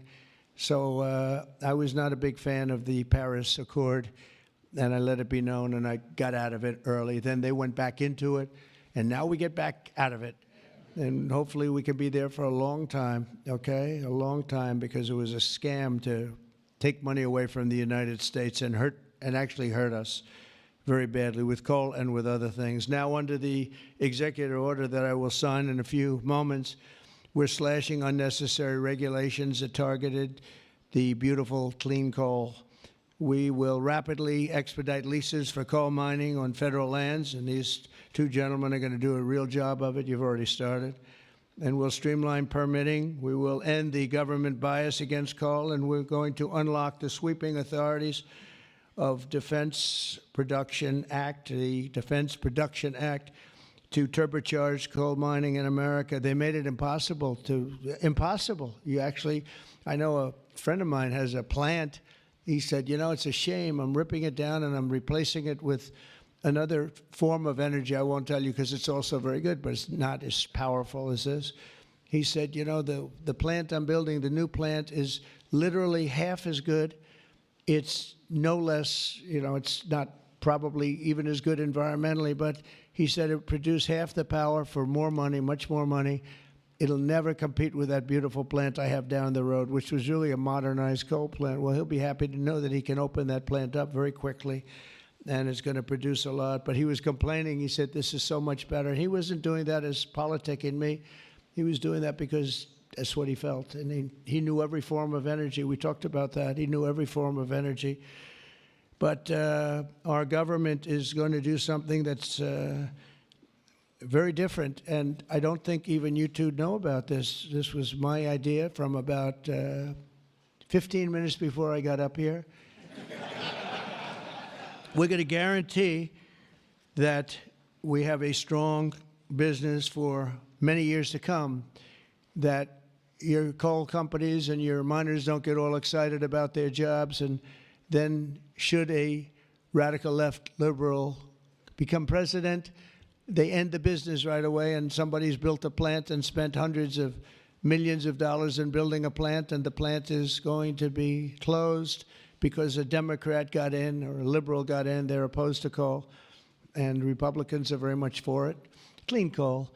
And we're going to give a guarantee that the business will not be terminated by the ups and downs of the world of politics.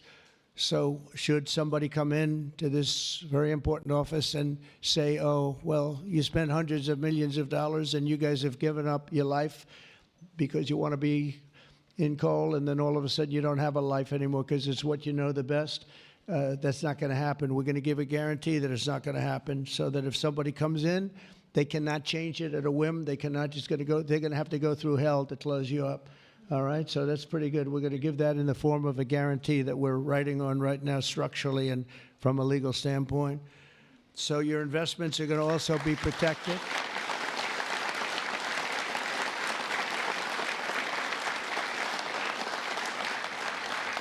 And you're going to have no reason to be concerned about your future, your life, or your investment if you're a miner, as this great governor was a miner. Actually, he was one of the larger coal miners. He could fit up here very easily, you know, Big Jim.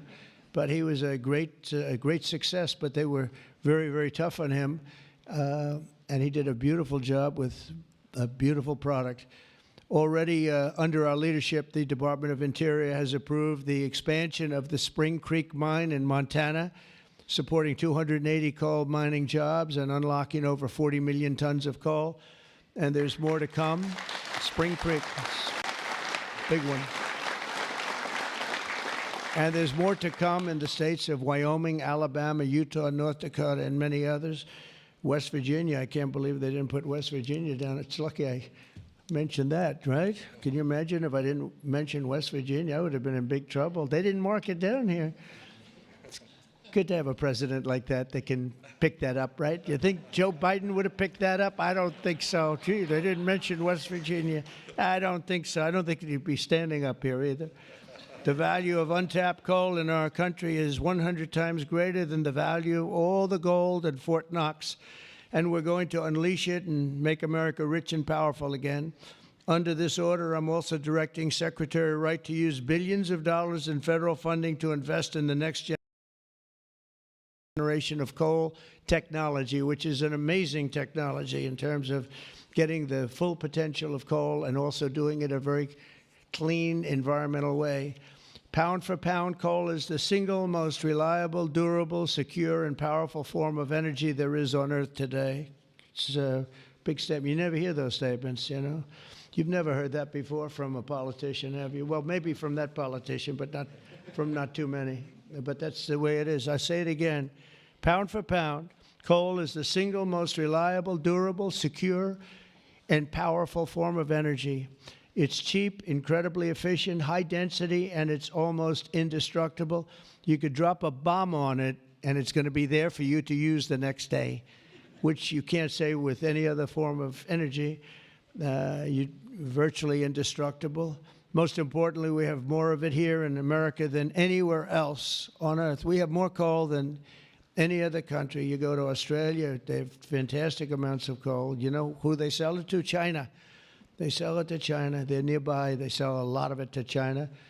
But we have more than anywhere else on Earth. We also have more liquid gold than anywhere on Earth. So we're really an energy behemoth, but we're unleashing that also. That's going to be another part. But I didn't even want to mention that. It's not down here because I didn't want to mention today is about clean, beautiful coal. So I'm going to give this to you. Listen to this big guy. Should I give it to him? Yeah. You take that. Thank you, Mr. President. Okay.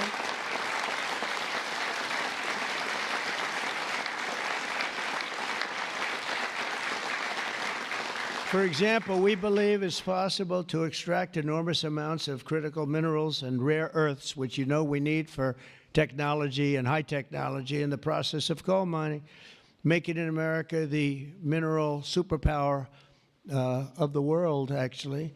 In addition, I'm instructing the Department of Justice to identify and fight every single unconstitutional state or local regulation that's putting our coal miners out of business.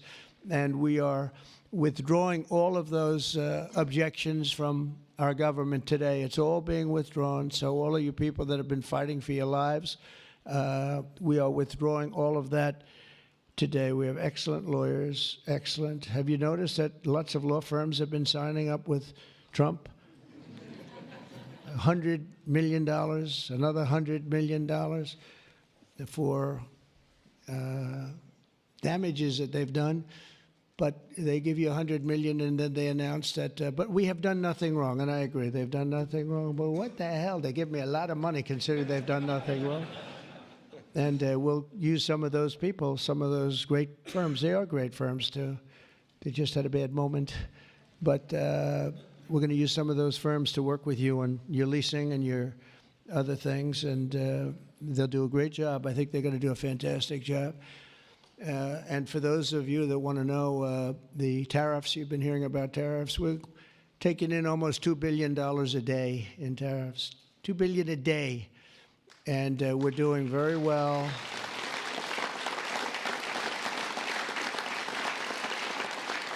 And we're doing very well in making, I call them tailored deals, not off the rack. These are tailored, highly tailored deals. Right now, Japan is flying here to make a deal. South Korea is flying here to make a deal, and others are flying here. I mean, my only problem is I'm not sure I have enough. We're going to have to use those great law firms, I think, to help us with that. But we're going to probably do that, actually. We're going to use them, and we're getting them for the right price because we need a lot of talent. We have a lot of countries coming in that want to make deals. If I told them about making those deals 2 years ago or 3 years ago or 5 years ago, they'd be laughing at us. Now they're all signing up. Mike, you know that. So it's going to be a great thing. But we're think of that, $2 billion a day. That's a lot of money. That's a lot of money even in the coal business, isn't it? Huh? It's a lot of money. And America's going to be very rich again very soon. You're going to see that happening. You see it all along. And it's so that whole situation that, you know, it was somewhat explosive. But if we didn't do that, we wouldn't be talking the way we're talking right now. It's been amazing what's happened. Sometimes you have to mix it up a little bit, but we've had great consideration. We've had talks with many countries, over 70. They all want to come in. Our problem is can't see that many that fast. But we don't have to because, as you know, the tariffs are on and the money is pouring in at a level that we've never seen before. And it's going to be great for us, and it's going to be great for other countries. We've been ripped off and abused by countries for many years with the tariff situation. They've used tariffs against us. We didn't use tariffs against them or in any way. I mean, we just didn't use them of any monumental proportion. And so we are doing it now. We have tariffs on cars. We have tariffs on lumber, tariffs on steel and aluminum. Steel plants are going up because of it all over the country. We have 25% tariffs on steel and aluminum. And I think the steel workers like me even more than the coal miners like me. I'm pretty sure that that's true. We have, instead of having no steel business, I put them on originally in my first term. We wouldn't have had one steel mill in the United States if I didn't do that. And now we upped it, and we not only are we taking in a lot of money, but we're protecting our workers, our steel workers. We're protecting our steel industry. And one thing you know, that steel and things like steel you need, because you need it from a defense standpoint. You need steel for your tanks and your planes and your everything. And certain industries you can get away with not having, but others you need, and steel is one you need. So I want to let you know that's in full force and effect. And literally as we speak, I spoke to executives in the steel industry over the last few days, and they're all coming in to build plants in the United States of America, because if you build them in the United States, you have no tariffs to pay. There are no tariffs to pay, zero. If you build them outside using outside labor and hurting our businesses, and you send your product in, you have to pay a price for that, and they will be having tariffs, as you know. It's an amazing thing. This has been something used against us for many years by other countries, China in particular, but others, not just China, others, and taken advantage of us, ripped us off, and left us for dead, frankly. And I believe if I didn't become your president, I believe that this country would have had problems like they've never had before, because it was serious damage in so many other ways, not only the border where people came rushing into our country from prisons and jails and mental institutions, murderers, drug dealers, and some vicious, vicious criminals. 11,088 murderers came into our country. We have to get them out. We're getting them out. 11,088. Of that number, half committed murder on more than two people, and this is what they allowed into our country with their open border policy of lunacy. And we're taking care of that, just like we're taking care of you today. We're taking care of that. I want to thank Kristi Noem and Tom Homan for doing an unbelievable job. The whole thing is, the job they're doing is incredible. It's really an unforced error. It should have never happened, that we have to be spending such time and resources, Mr. Senator, right, on getting people out of our country that shouldn't be here. I mean, literally from mental institutions, insane asylums were opened up and emptied into our country. Prisons from all over the world, not just South America, prisons from, think of this, from Africa, the Congo, a lot of people from the Congo, prisons in the Congo, prisons from Asia, from all over were opened up. And I knew that when I heard it was an open border policy. I said, if you do that, every country is going to be dumping people that they don't want into our country. And that's what's happened, but we're cleaning it out. And the courts, we had a good decision, as you know, from the Supreme Court, allowing us to do that. We have judges that didn't want us to do it. We have judges that wanted the very evil gang members from Trendy, Iroquois, and MS-13. They didn't want them taken out of the country and put in very powerful prisons. When you look, you've all seen those clips, pretty amazing clips. But I want to thank El Salvador. They've done an incredible job.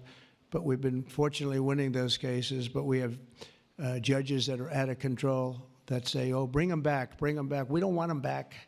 We don't want them back. Can you imagine? You spend all of that time, energy, and money on getting them out, and then you have a judge that sits there, a local judge who sits there, federal judges sit there and says, no, bring them back. One was brought back, or they want to bring him back because he wasn't a member of Tren de Iroquois. He was a member of MS-13, which is just as bad. so they misidentified him, but it sounds to me like he was a member of MS-13, so they want him brought back because he wasn't treated properly. It's, we got to be smart. Our country's got to get a lot smarter than it is, but we have to give the people that are empowered to do this kind of work, and it's not pleasant work, we have to give them the option of making our country great again, and that's what they're doing, and I have great respect for those people. And they're doing it out of love. They could get a much easier job. They're doing it out of love for our country. It's so important, just like I'm doing this with coal today for love for our country. Earlier this afternoon, I signed another executive order to strengthen our electric grid by ensuring that coal-fired power plants are always available to meet surging demand for electricity. Unlike wind and solar, coal plants can run 24 hours a day in rain, sleet, or snow, and you will not be subject to the incredible blackout situation that's taking place in California, where they have blackouts all the time.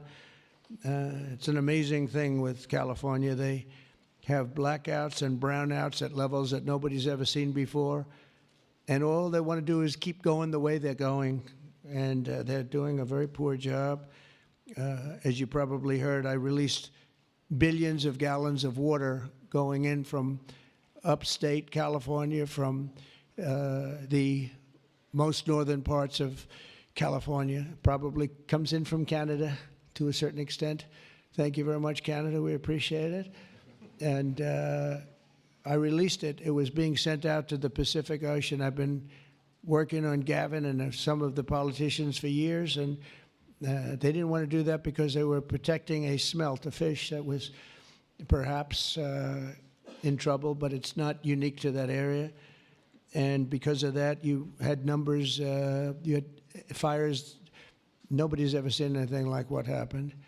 Think of what it would have been like if you had fire hydrants that had water in them, if you had sprinkler systems in houses. A lot of these luxury houses where they had beautiful sprinkler systems, there was no water. They had no water to put out the fires. Water is very good for putting out fires, you know. They just didn't learn it.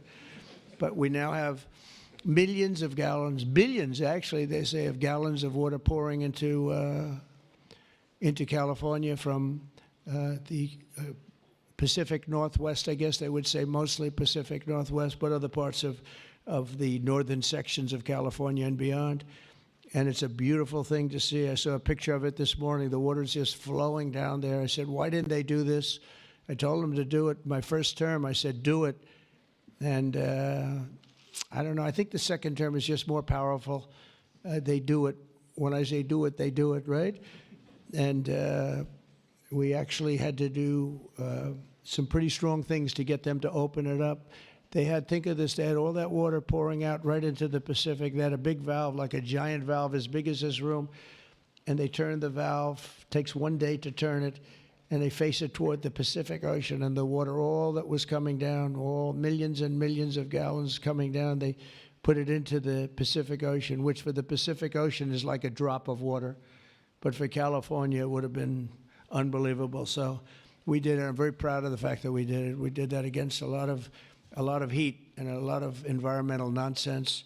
From now on, we'll ensure that our nation's critically needed coal plants, as an example, remain online and fully operational. They're always going to be operational. And again, we're going to have guarantees that government cannot close them down, close you down, and destroy your lives. To that end, I'm also instructing Secretary Wright to save the Cholla coal plant in Arizona, big plant, which has been slated for destruction. We're going to keep those coal miners on the job. Going to tell them to just remain calm, because we're going to have that plant opening and burning the clean coal, beautiful clean coal, in a very short period of time. You know all about that, right?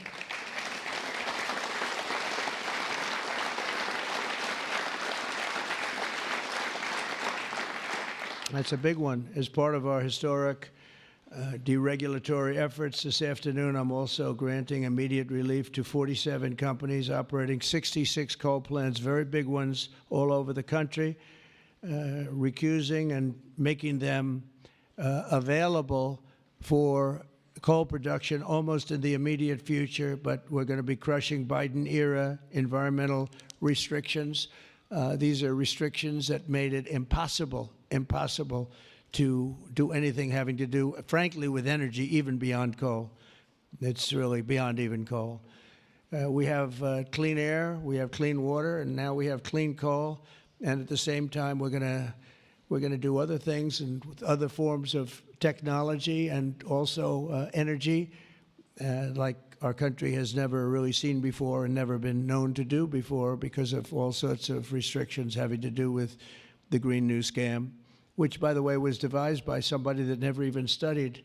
You know that? They never even studied anything to do with the environment. It was a young congresswoman. She came up with the idea. And based on that, I guess we only have, well, actually, we should have all been gone because they gave us only a few years left on Earth, right? Right, Greg? We were going to be gone. We're all going to be gone. The environment. No, what they have to worry about is the nuclear heat. They don't have to worry about environmental heat. They have to worry about nuclear heat. And if we're smart, we're working on that right now with others having to do with Iran and some other countries. But that's the heat you're going to have to worry about. You don't have to worry about the air is getting warmer. The ocean will rise 1/4 of an inch within the next 500 to 600 years, giving you a little bit more waterfront property. They say this is going to, these guys can handle that. The nuclear we have a bigger problem with, right? So we're going to make sure that that's safe. We're going to make sure that that's safe. With us today are some of the amazing workers who will benefit from these policies, the policies that we're doing and so proud of doing, including Jeff Crow, a miner from West Virginia. Jeff, would you come up and say a few words? Jeff? Come on up here, Jeff.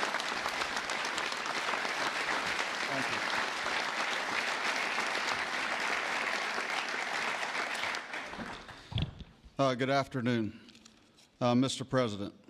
I want to first thank you for having me and my fellow miners here. It is an honor and a privilege to be a part of today's events. I believe this past November that America clearly spoke about what we wanted for our country.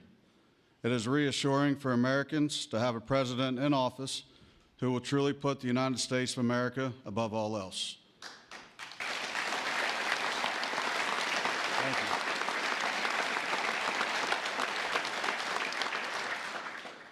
With putting America first, you have spoken numerous times about energy independence. I believe most don't understand the importance of that. Coal is one of the major factors in energy independence and accounts for a large portion of America's energy. Coal is one of the most reliable and cheapest forms of electricity. For too long, coal has been a dirty word that most are afraid to speak about. Most of those that would speak negatively about coal do so from an uneducated standpoint. Many are unaware of the engineering and technology that are used in today's mining to create a clean, energy-efficient product. All of this is done while using the safest practices in the industry. Speaking for West Virginia, coal provides approximately 50,000 jobs for those that work in the mines and the businesses that support them. It also accounts for over 50% of West Virginia's export product. To name a few, we employ engineers, teachers, physical therapists, accountants, truck drivers, high school and college graduates. All of these occupations and graduates have turned to the coal industry to provide a better way of life for them and their families. Everyone in our industry works long hours and days to provide a reliable energy product, and too many times it goes unnoticed. I've personally worked in the industry for 23 years. I choose to do this daily to provide my wife and children with the life that they deserve. Prior administrations have done all they could to eliminate the coal industry. Sorry, 1 second, I'm getting there. In my opinion, they have done so with an unethical and uneducated approach. But we are still strong, we are still here, and we are still needed in order to make America great again.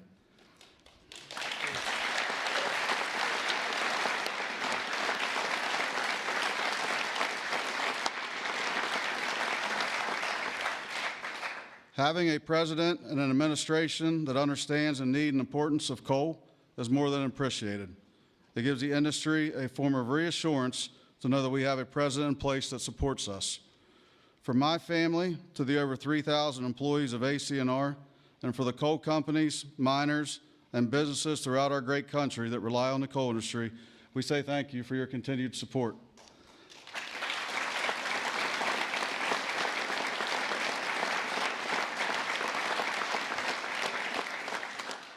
I personally thank you for what you do for our country and for our industry. It has been my pleasure to be here today to help you usher in the golden age of America. That's great. Thank you. Thank you. Appreciate that. Thank you.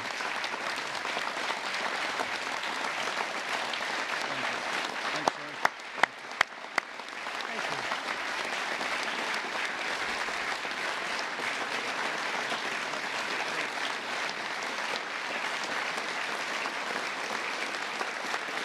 You did a good job. Let me have that speech. I want to have that. Yes, sir. I had a couple of good lines in there. I want to keep them. No, actually, what I want to do, I'm going to sign it for you because I mean, he worked hard. Look at it, and look how good his eyes must be to read that. I lost it once. And hopefully you can sell it tonight for a lot of money. Yes, sir. I'll keep that one.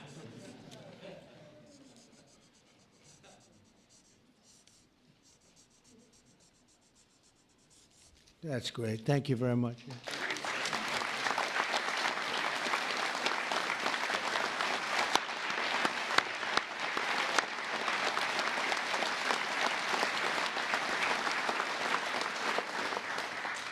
Thank you very much, Jeff. And also with us is Tony Campbell of the East Kentucky Power Cooperative. And Tony's quite a gentleman and very respected in the industry. Come on up, Tony. Thank you.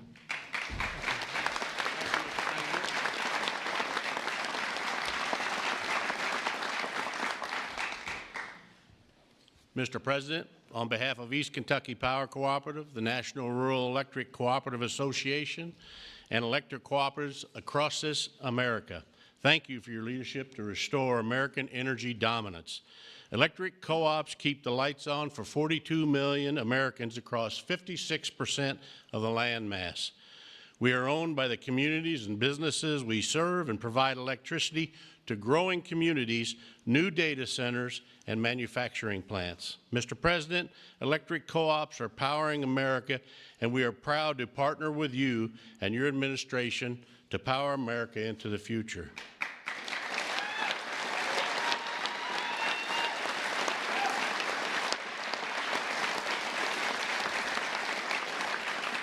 Our electric cooperatives in Kentucky understands the importance of reliable, affordable, and American-made energy, especially coal and natural gas.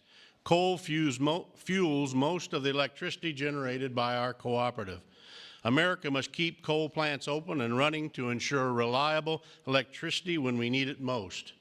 To meet growing demand over the next decade and ensure fuel security, America will need more always available electric generation power, such as coal. And we want to recognize the hardworking American men, women that support our mission. To all America's line workers, our coal miners, thank you for your dedicated service to our country.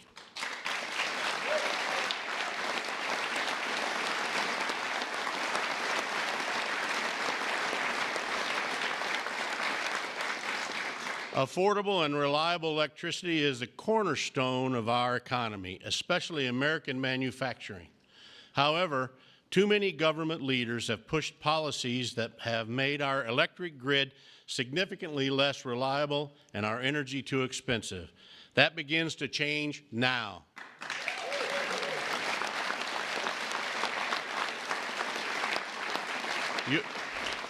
Your actions today will prevent the premature closing of essential power plants and help us meet tomorrow's energy needs. And they will help us continue to deliver reliable, safe, and affordable electricity. Mr. President, thank you in particular for providing immediate, much-needed relief from the Biden EPA regulations that would force the shutdown of critical coal units.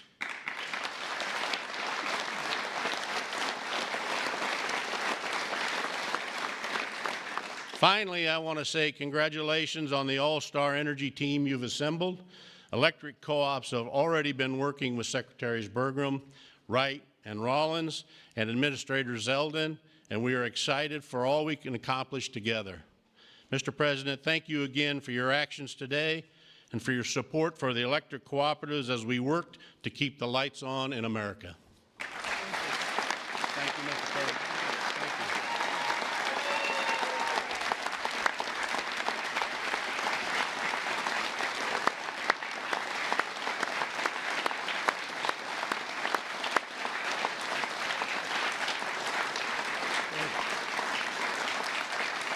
Thank you, Tony.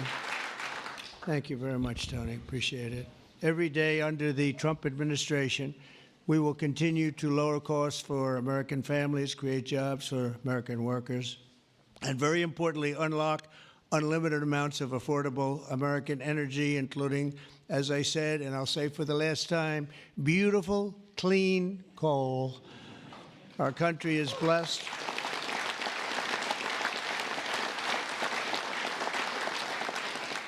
Our country is blessed with the most abundant natural resources on earth, as nobody has what we have. And we're going to use it, too. We're going to use it in a very responsible way. Together, we're going to tap that magnificent potential to give our people the glorious future that they deserve, better than they've ever had in the past. I mean, they had a good future. A little, if you look 20 years ago, they thought they had a good future, and it was ripped away from them, torn away from them with nonsense.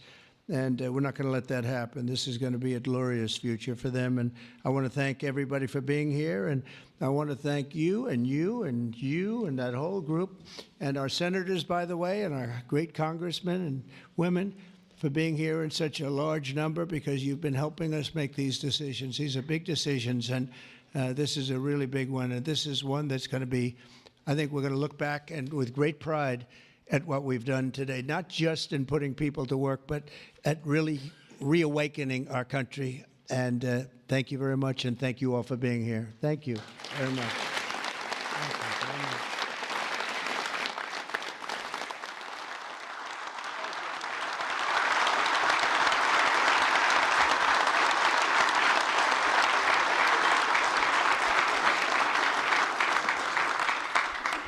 Come on up. Mr. President? Yes, who's first one? We have 4 items prepared for your signature this afternoon, sir. The first of these executive orders it may be one of the most significant executive orders of your administration thus far. This directs all departments and agencies of the federal government to end all discriminatory policies against the coal industry. This ends the leasing moratorium that prevents new coal projects on federal land, and it's going to accelerate all permitting and funding for new coal projects to allow the coal industry to flourish under your leadership, sir. That's great. Thank you.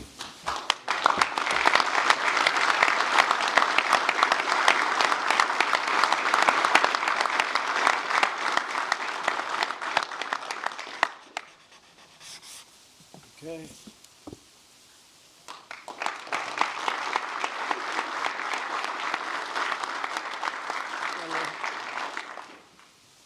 Sir, there are currently dozens of coal plants in America that are in imminent danger of being forced to close based on unscientific and unrealistic policies enacted by the Biden administration.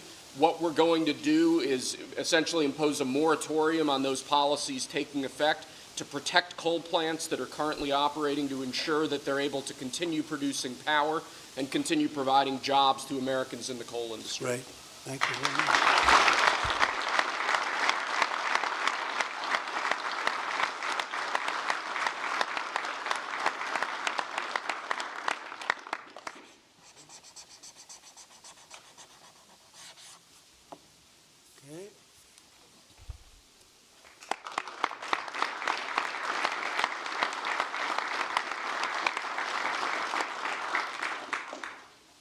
Sir, you've made grid reliability and security a key focus of this administration. This executive order is going to promote grid security and reliability by ensuring in part that our grid policies are focused on secure and effective energy production and energy transmission, as opposed to woke policies that discriminate against secure sources of power like coal and other fossil fuels.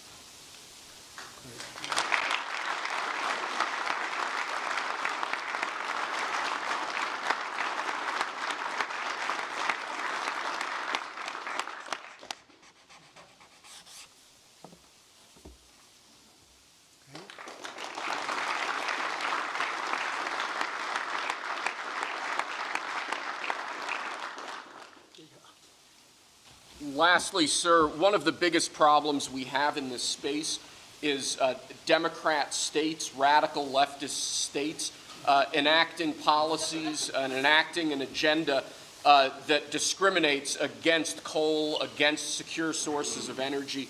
Many of these policies are unconstitutional and illegal, and with this executive order, you're going to be instructing your Department of Justice to vigorously pursue and investigate these state policies that we believe are illegal or unconstitutional. Good. Thank you.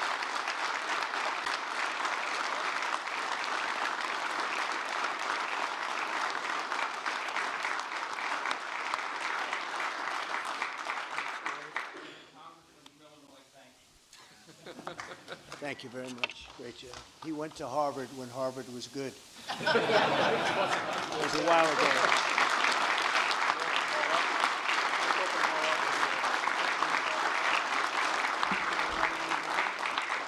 Let's hand these out to the guy.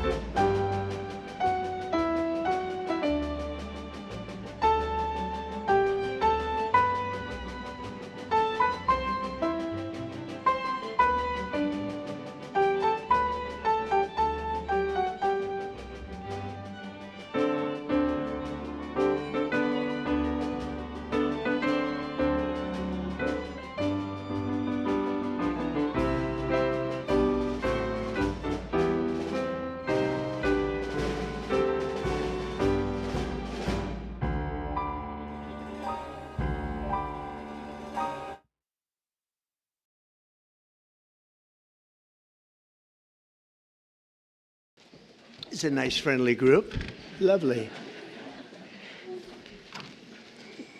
Well, we're in a very good mood. We just had the highest poll numbers I've ever had. Ever.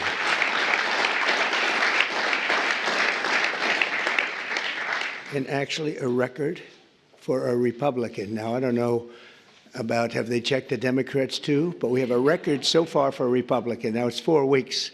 We have a lot of weeks to go. We want to finish that way, right?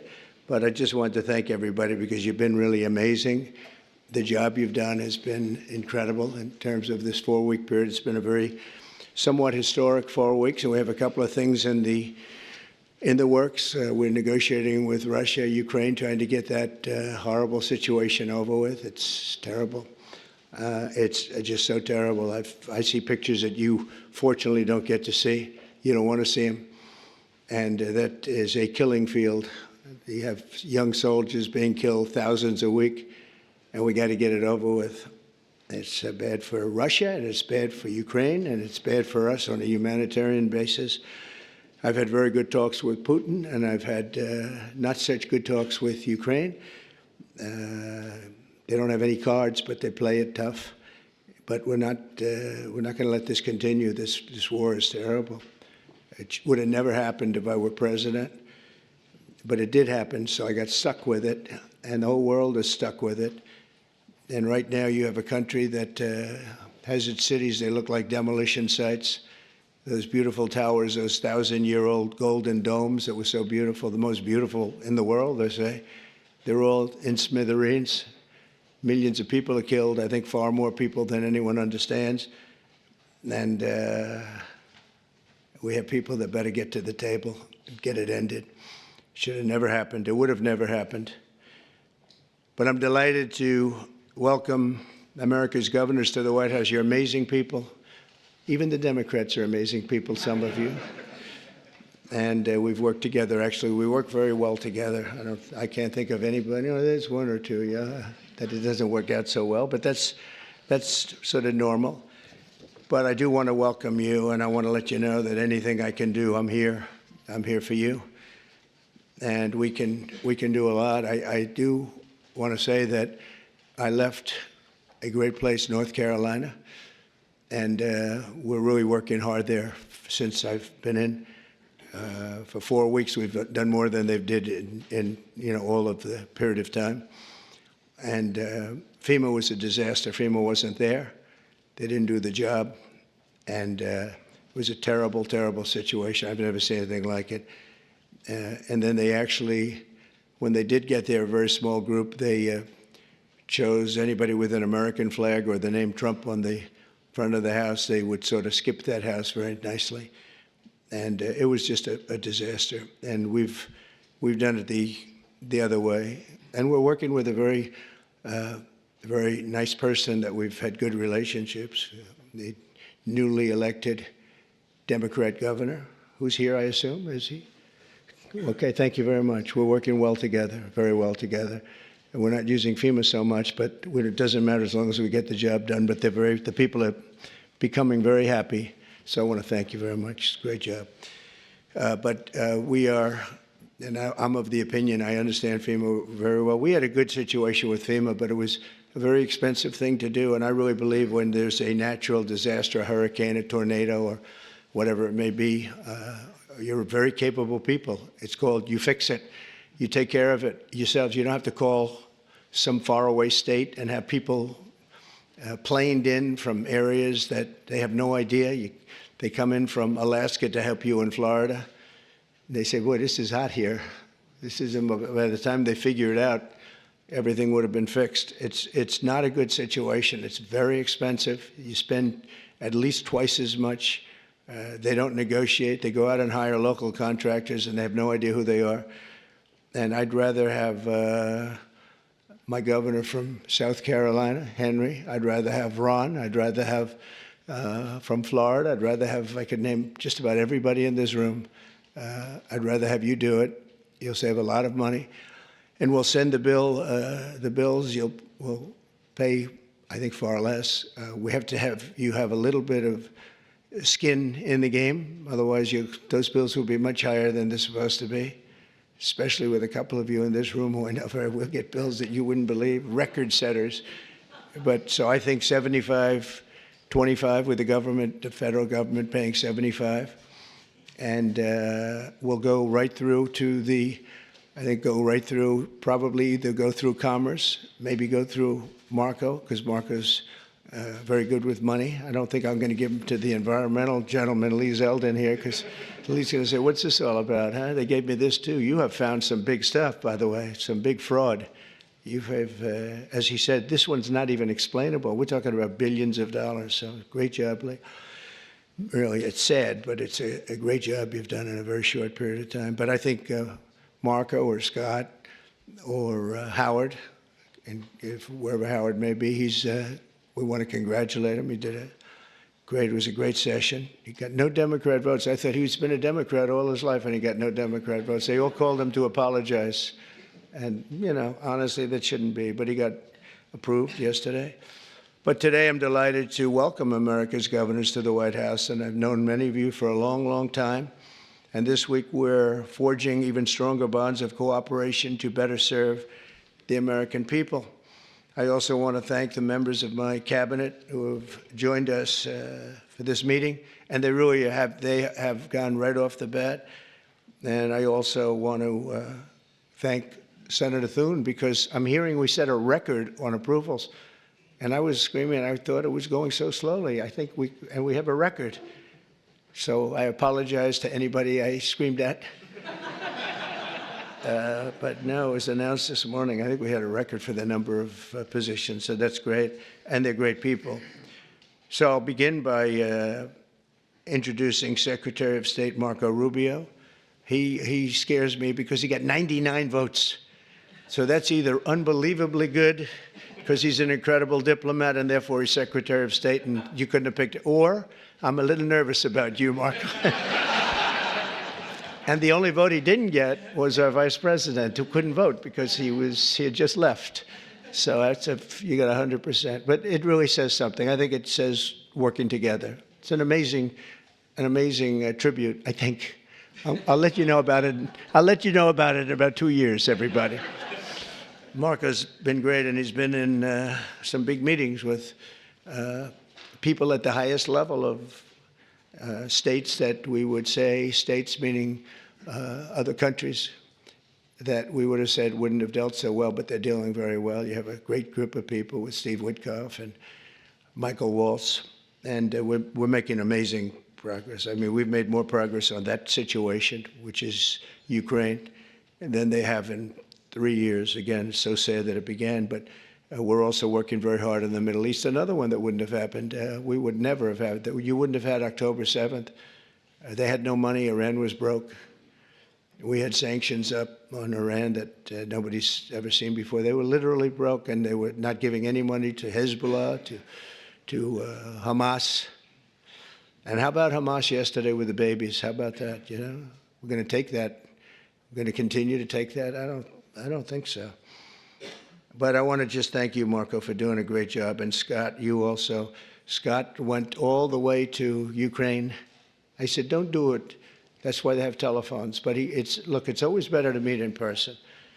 But I just didn't feel that it was good, and it was dangerous. You saw things on that train ride that you didn't like, I understand. You know, it's a pretty dangerous ride, a long ride. How long was that?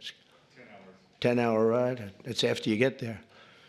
And a very dangerous journey, but he wanted to do it. He's a patriot. He wanted to do it. It's better to do it than it is with a telephone. Always better. I always say it's much better to meet in person, but that was dangerous. I like him. Therefore, I didn't want him to do it. If I didn't like him, I would have suggested he do it. In fact, I'd say, go back today and let's give it another shot. But I hear that they're going to agree pretty much with what. But that's not the big thing. The big thing is getting it done, and we'll get it done. Also, somebody who's been so popular right from the beginning, very, very little opposition. But she's fantastic. She was the Attorney General of Florida for 8 years, highly respected, and just an amazing person, amazing leader and woman, Pam Bondi. Good, Pam. How's it going? Good? You got enough work? You got a lot of work over there, I'll tell you, man. She's going to be unbelievable. I don't even think about it. Interior Secretary Doug Burgum, and Doug, I don't know if Doug's here, he was last night. Oh, good. You just disappear right into the woodwork, huh? Doug is a man who made a lot of money, actually, but in technology, sold to Microsoft for a lot, and decided he wanted to do a Trump thing, and he did, and he won easily. And he became a great governor of North Dakota, and really good. And he was all of a sudden thrown into the oil business, right? And he took that to a level that nobody ever thought possible. The job you've done there has been amazing. And I watched he ran. Then I said, I like that guy. He was one of the few that didn't hit me. He was after my position, but he never said anything bad about me. I said, okay, that's one checklist that we have good. You know, it's one of the ones. But he was an amazing governor, and he really became an expert on energy. And when I was with him, I realized I wanted him someplace. I didn't know exactly where, but I thought it would be the Department of Energy. I kept talking because the state has done so well. And I said, look, I want you to just hold it, and I want to put you there. He said, sir, I have somebody much better than me on energy. Who? Chris Wright. I said, who the hell is Chris Wright? He said, is Chris here? I don't even know. Is Chris here? Hello, Chris. Boy, am I giving him some build-ups. I did the same thing last night. But he's the top guy in the whole, they say, on the planet for energy, in all forms of energy.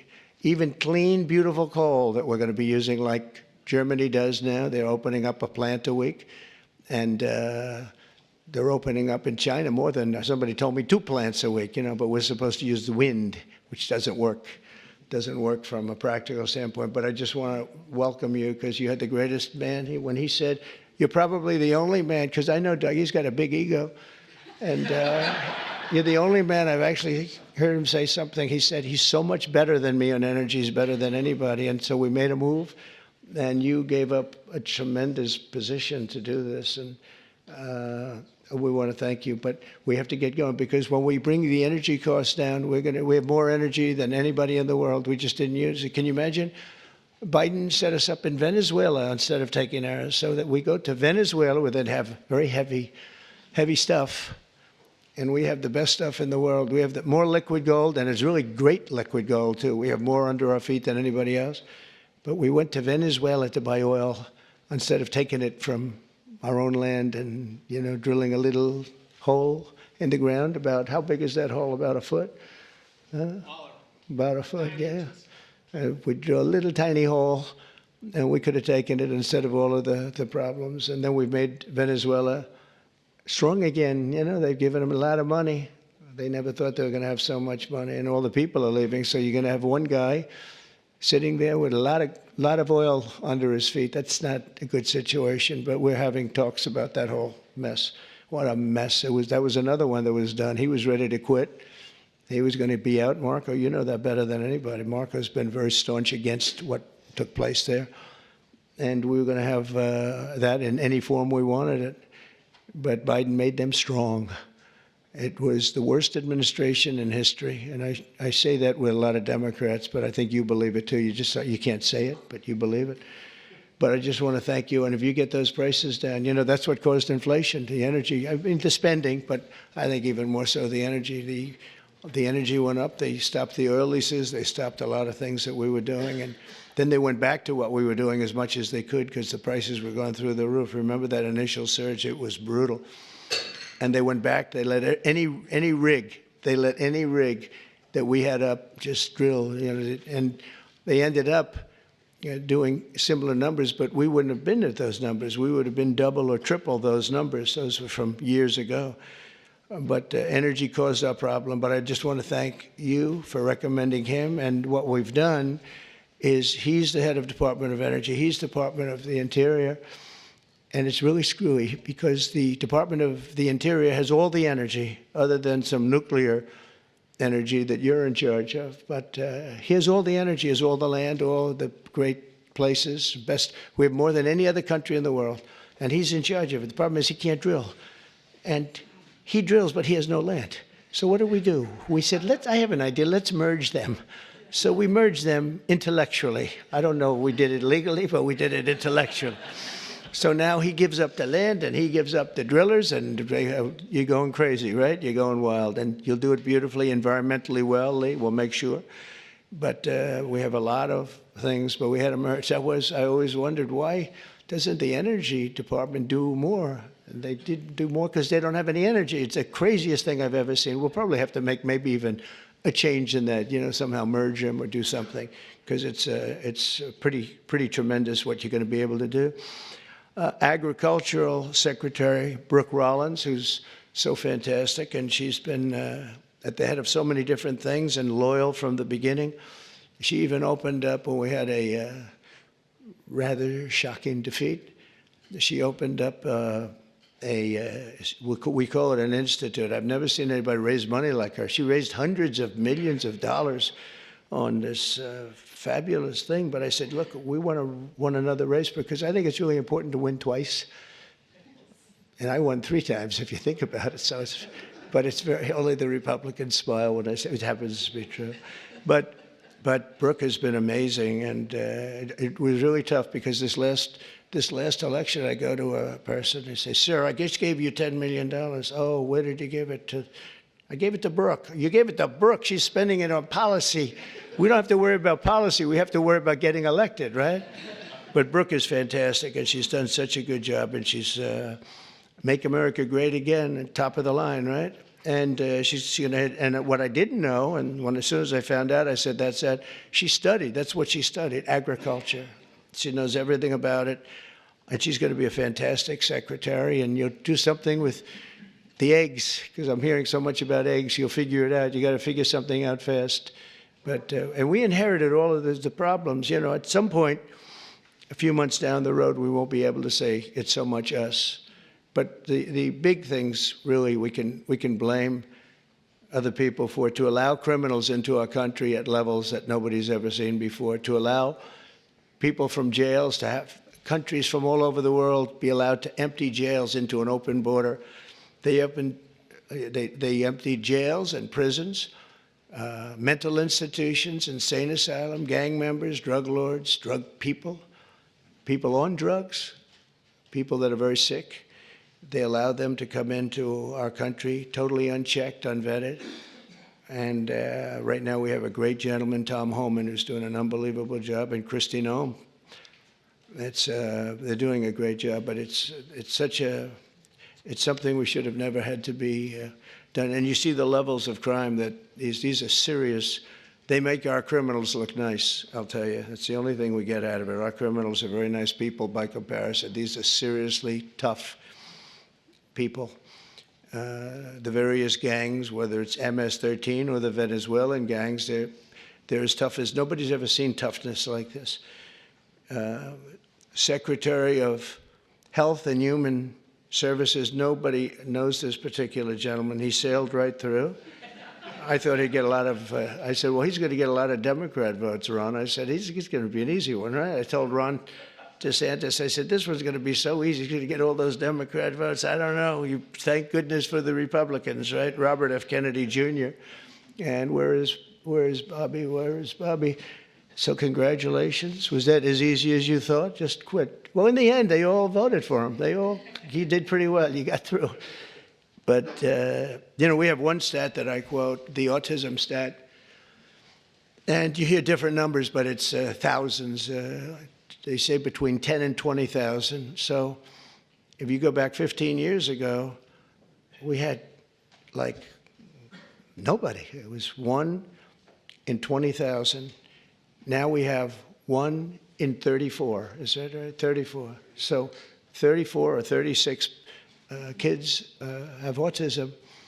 And if you go back, I guess 18 years, that whenever that was done, it was 1 in 20,000. So we got from 20,000 to 34, 36. That's unbelievable. So there's something wrong. There's something wrong. We've done something wrong. There's something you're going to figure it out. Maybe it's a spray that we spray all over the place that nobody else does. Other countries don't. The Pennsylvania Dutch, they don't do anything, and they're amazingly healthy.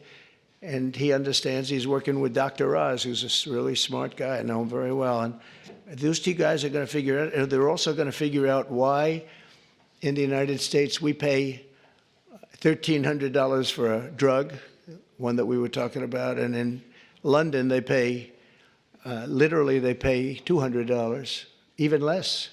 $88 I heard in one case yesterday. They pay $88, we pay $1,300 for the exact same drug from the exact same factory, from the same plant where it's made. We've got to figure that out. So I hope you focus really a lot on the cost too, because Americans are being screwed, and it's no good. They're not going to put up with it.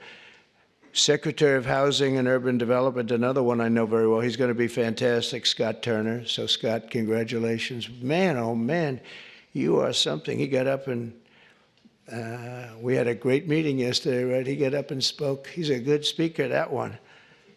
And everybody loves you. Everybody knows you. Great guy. You're going to do fantastically. Well, you got a good recommendation from Ben Carson. Once Ben Carson recommended you, I said, all right, that's okay. We love Ben Carson. Nobody like Ben.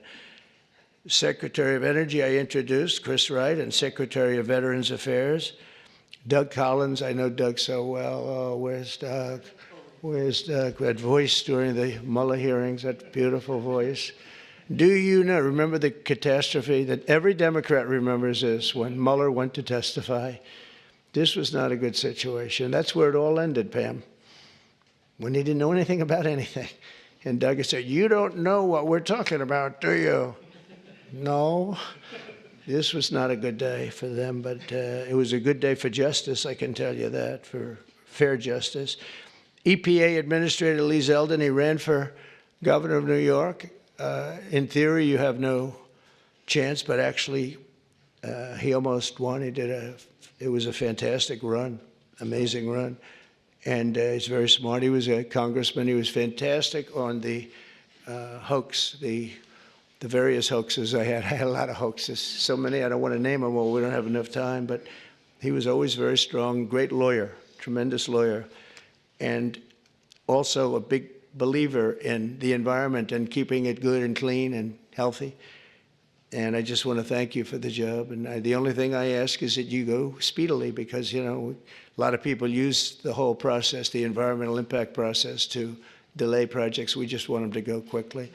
And you can get the same answer in a matter of months as opposed to a matter of years. I feel so strongly, because people are coming in with tremendous amounts of money. I have been spoken to by yesterday I had Tim Cook in the office from Apple. He's investing hundreds of billions of dollars. I don't know, I hope he's announced it. Hope I didn't announce this, but what the hell?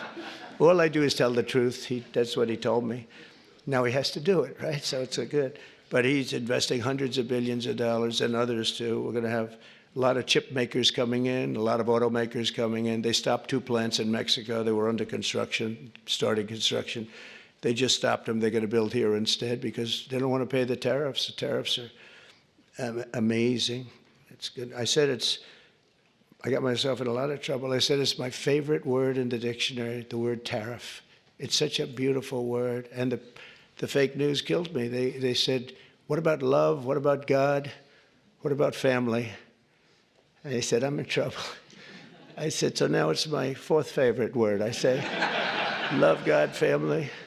There's a couple of others I could add in there too, but it's my 4th favorite word. So, and OMB director Russell Vogt. Thank you, Russell. You're going to be incredible.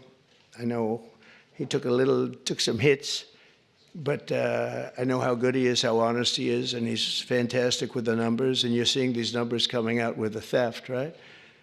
And it's tremendous fraud, waste, and abuse, and all 3 of them. But I think the fraud is really the biggest. I think you're going to see it. You come out as soon as you can, I think, with your numbers, but because they're not explainable. They're not explainable. So I just, Russell, do a great job, that's all. SBA administrator, small business. Now, small business is really big business. It's actually one of the biggest banks in the world. It sounds a little bit like, oh, small, little business. It is a massive, it is one big sucker, right? And Kelly Loeffler's here, so she's going to be incredible. And she's got an incredible husband, Jeff, who's one of the most important people in the world of finance. And he knows. He owns a thing called the New York Stock Exchange, so that's not so bad, right? And you have natural experience, but I think you're going to do great. And there's a lot of fraud in there from the past, you know, with all the money that was handed out. It was, you know, billions and billions of dollars. Director of National Intelligence, Tulsi Gabbard. Where's Tulsi? Is she here? Hi, Tulsi. I haven't really seen you. Good luck. Do well. Have fun. We built a building. The building cost like $12 billion to build. It's loaded up with intelligence. Lots of luck figuring it out, right? Good. It was, he was treated pretty rough for a person that's an incredible patriot. We've all known that. So it's nice that you're sitting with Bobby, because you too, you went through a lot. But you know what? You're going to be stars. And over the past month, our new administration has taken unrelenting action to fix every single disaster that we inherited, and we inherited a lot of them, the border being, I think it's the most difficult one of all. The rest we can get fixed, including foreign countries that are doing things that they shouldn't be doing. And one of the reasons that we won the election by so much, because we won it in everywhere. We won the popular vote. We won the 7 swing states, all 7 by a lot. And we won by millions of votes, the popular. It's always hard. I guess it hasn't happened in a couple of decades for a Republican to win the popular vote. I think that's changing so rapidly. But we had another thing that was pretty amazing. We had, of the 3,000 counties, we won 2,500 of them. And the Democrats won 500. It's a lot. They've never seen anything like it. It would actually, you would have thought that the numbers would even be much higher. When you win when you win 2,500 counties to 500 counties, when you look at the map, you've all seen the map, the one that got certified and came out just recently. It's like almost totally red. And it's my honor. We're going to just work it out. But we've really become the party of common sense, and I think it's important. I think it's important for the Democrats' common sense, too. We're going to deal with you, and we're going to deal on a common sense basis. And I know a lot of you agree with a lot of the things. I don't know, sometimes you're not allowed to say it, unfortunately, but I think we'll be all better off if everybody says it. That includes Republicans saying the right things. So on day one, I declared a national emergency on our southern border to stop the invasion of our country, because we were being invaded. Millions and millions of people. I figure 21 million people, and of that, 2 or 3 million were criminals. And many of them were people that countries didn't want. They would put them in these massive, large caravans. I came up with that name a long time ago. That's what it is. It's a caravan. And these are people, in many cases, they might not be criminals, but they're people that the country didn't want. They didn't work. They needed help all the time, or they needed assistance, or whatever. Our country's got a lot of people in it right now. And we're going to make sure that everybody's treated fairly, but we got to change it. It's the most difficult problem, I think. Additionally, the heroes of ICE have been really hunting down the really bad ones, and we are going, they're incredible people, ICE. They were being shunned by Biden. They were being mocked. And let me tell you, these are tough men and women, but they're tough. They'll see like a MS-13 band of thugs out on Long Island, and they'll bring up the paddy wagons. They get in, and they'll say, no, one of them, 2 of them, killed 2 young girls in Long Island. For some reason, they like Long Island. MS-13 loves Long Island. I don't know what that's all about. But 2 young girls walking to school, 16 years old. In the morning, they were accosted by a group of MS-13 thugs, and they don't use guns as much. They use knives. They like using knives, and they cut them up, cut them into pieces, and left them, and killed them, cut them up into pieces, little pieces. And they used knives because it's more painful. And ICE went in. They have no fear of these guys. They went in and they just knocked the hell out of them. And they'll go into a pack. They call it a pack, not like a political pack. Political packs are slightly nicer. But a pack of these MS-13 people, or Tren de Aragua people from Venezuela, and they'll just walk in. It's all you'll see is fists going for 5 minutes, and then you'll see these guys walk out, and they got them between their legs, and they're bringing them, getting them the hell out of the country. These are rough people that we have to deal with. But ICE is incredible. Border Patrol is incredible. Law enforcement, the people in law enforcement, we make their job so difficult by allowing people like this into our country. We just shouldn't do it. So I've just designated the group from Venezuela, Tren de Aragua, as a foreign terrorist organization. I mean, in Colorado, they went in, and other places, they literally take over. They're like me. They're in the real estate business. They take over real estate. And they literally take it over. They just claim it. And they tell tenants to get the hell out if you don't get out. They had one case where a guy called the cops, and they went in, you call the cops? Yes. And they cut off his fingers. He says, you don't call them anymore. You cut off the other fingers on your other hand. These are not nice people. But federal, state, and local cooperation has to be the backbone of border security. So I hope, as governors, I know all the Republicans are very much in tune with Tom Homan and Christie and everybody, but I hope everybody, because ultimately you want to get the criminals out of your state. And we're focusing on the really bad ones. We have 11,088 people that we know of that are murderers, that are actually murderers. And I can't imagine anybody wanting them in their state, whether you're a Republican or whether you're a Democrat or whatever you may be. I mean, we have many of them murdered more than one person. Some murdered more than 5 people, and they're in our country. They let them out of jail. So these were convicted people. And they let them out of jails because it's very expensive to have somebody in jail for a lifetime or whatever it might be.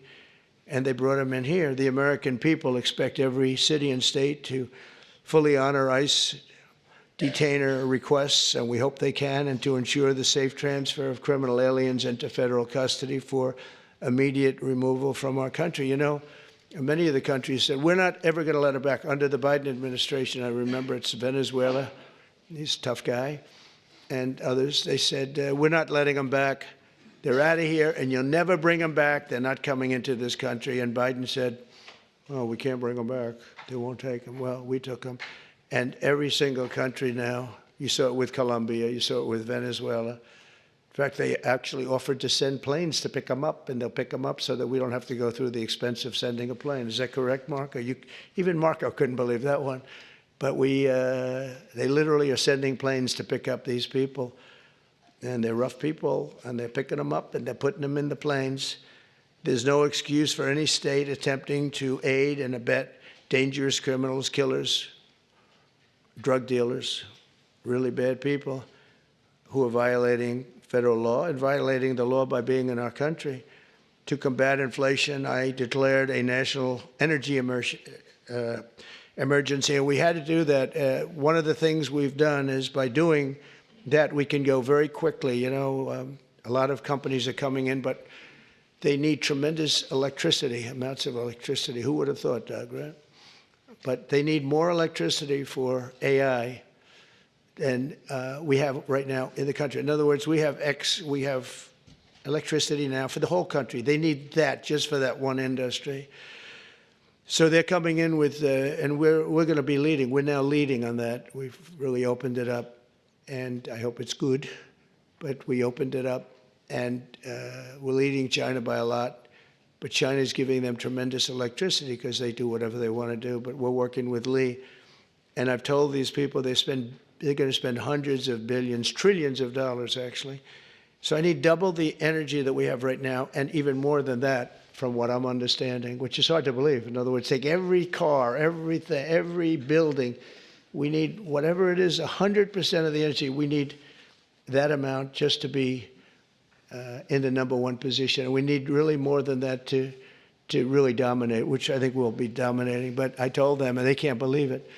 I said, we're going to get you quick approvals, and you're going to build your own electric plants so that you're going to create your own electricity when you build your plant, which will be massive. These are massive plants. But when you build your plant, we're going to let them build an electric generating plant where they build like a utility. In other words, instead of using Con Edison, like we have in New York, hello, Governor, nice to see you back there. And we do have Con Edison, and they don't do a bad job, actually. But, they could be a little cheaper with the price, perhaps, but they don't do bad. But we build our own utility. They can have their own utility. If they have any extra, they can put it onto the grid. But this way, they're not subject to a bad grid or a dangerous grid or a grid that gets taken out by bombs or war or anything else. So they actually couldn't believe it. They said, you think you could get that approved? Yeah, I'll get that approved very quickly. They couldn't believe it, and they're so happy. And they're going to do some in Virginia, some big ones. But we're going to go, and this way, it's really a self-service. They just have this massive building with a large electric generating facility that'll be powered by natural gas, mostly. Some will use coal, some will use nuclear, clean coal. I only say clean coal, but some will use nuclear. They have their right to do it. None will use wind because wind doesn't work. It's just terrible how an environmental person can like wind. It kills the birds. It's very expensive. It's 7-8 times more expensive than other forms of energy. Every wind turbine in the country that goes up needs massive subsidies. It's really the only energy that needs subsidy, essentially. The solar's doing okay. So it's the only one. But to combat inflation, I declared that national energy emergency, and we're going to unleash the liquid gold under our feet to bring the prices way down. That's going to happen. And again, we're going to have a big part of that's going to be natural gas, which is very, very clean, and clean coal. We're going to do as many forms of energy as we can. And it's going to be something I think everybody knows, and you're going to call me or anybody else if you have difficulty or problems, but you're going to have levels of business being brought to this country that you've never seen before. The tariffs are bringing them more than anything else. The country's bringing them, but the tariffs are bringing them. They hadn't been here, and we're creating tremendous tax incentives. But the biggest incentive is they don't want to pay 100% tariff or 200% or whatever it may be. And as you know, we're going to be announcing tariffs on cars from foreign countries of 25%. That'll be done in probably April 2nd. I was going to do it April 1st, but I said, I don't like that date. It's going to cost a lot of money to wait one day. You know, I don't know. What do I do there, Pam? Maybe should I do it just April 1st? It costs a lot of money, that extra day, Marco. You figure what that costs. Let's do it April 2nd, right? I just don't want to take the abuse. We created the new Department of Government Efficiency, which you may have heard about. DOGE, which is now waging war on government waste, fraud, and abuse. And we've begun the largest deregulation of industries and other things. It's proper deregulation that has ever done. I lead the way on my first 4 years. We did more deregulation than any other president in history. And I brought a little list along that I thought I'd just read. Some of the places, when you mentioned DOGE, some of the places that this money has gone. And these are the ones that I feel I could read. There are some that are so nasty and dirty and horrible that I don't want to really read them because I assume they have television on. I have a guarantee they do. I let the press in today because we have nothing to hide, right? It's much better. They said, do you want to let the press in? I said, why not? You think Biden would do that? I don't think so.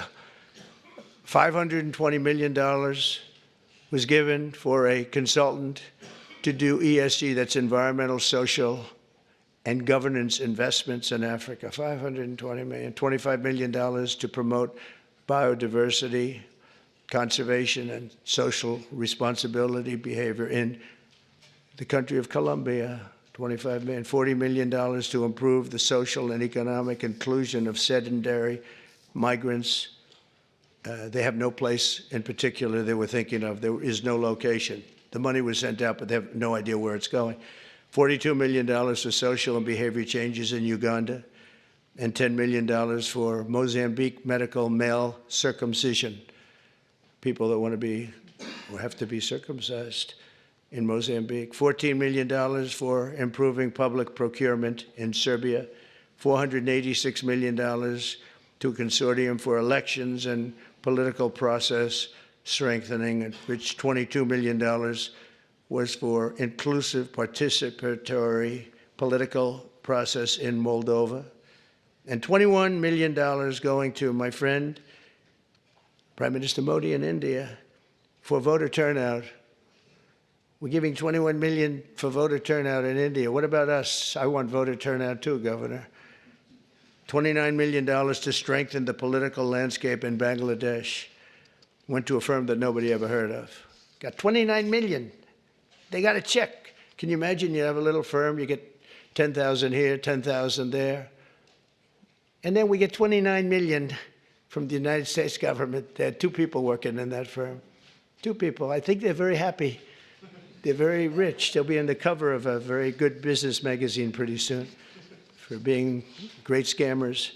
$20 million for fiscal federalism, and $19 million for biodiversity in Nepal, and $47 million also for improving learning outcomes in Asia.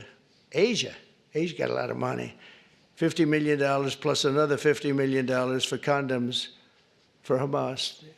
They gave $50 million, and it worked out so well, they gave another $50 million a little bit later. Condoms, $100 million for Hamas. We're also uncovering outrageous incompetence and fraud in the Social Security, and I read this last night, so Governor, you're going to be bored hearing this, but you know, you never get bored because it's not possible to even believe it. So if you live 100 years, it's a long time, but let's assume that they had millions and millions of people living because they have like 10 million people in the Social Security living, but let's go over 100. So now you're more than 100 years old. We have 4.7 million Social Security numbers, people from the age of 100 to 109. So if you're 100 to 109, we have 4.7 million people on our Social Security rolls, right? That's a lot of people. I knew one guy was 100. The great Lenny Litwin, he was a builder in Manhattan. He lived to 103. You knew him. He was one of the greatest builders. He was so happy. The reason he lived, he loved building. He'd build a building a year, right? Never had a problem. You knew Lenny Litwin, I would think, Governor, right? He was a great guy and got along with everybody. He got along with Democrats, Republicans. Everybody loved Lenny. When he died, it was a bad day for New York, I'll tell you. He was a great guy. But he lived to 103, 104 because he just loved his business. He was designing a new building at 103, and that was the end of it. He didn't quite get the design finished. But you had 3.6 million people aged 110, substantially older than good old Lenny. From 110 to 119, you have 3.6. These are the people on the rolls. Now we're looking to see whether or not they've been paid, because if they've been paid, then you're just using those numbers to take out the money, all the money that's paid to those people. 3.47 million people from the age of 120 to 129. 3.9 million people aged 130 to 139. 3.5 million people aged 140 years old to 149 years old. I think this is the case for Pam. I think I might give you this, Pam, just you can have it. In fact, I will. 1.3 million from age 150. There's 1.3 million people, they're saying, are alive and receiving Social Security. Now, that's the only thing we're checking. Are they receiving it? Because if they're receiving it, that makes it much worse. If they're not receiving it, that just makes it incompetent. They shouldn't be on the rolls.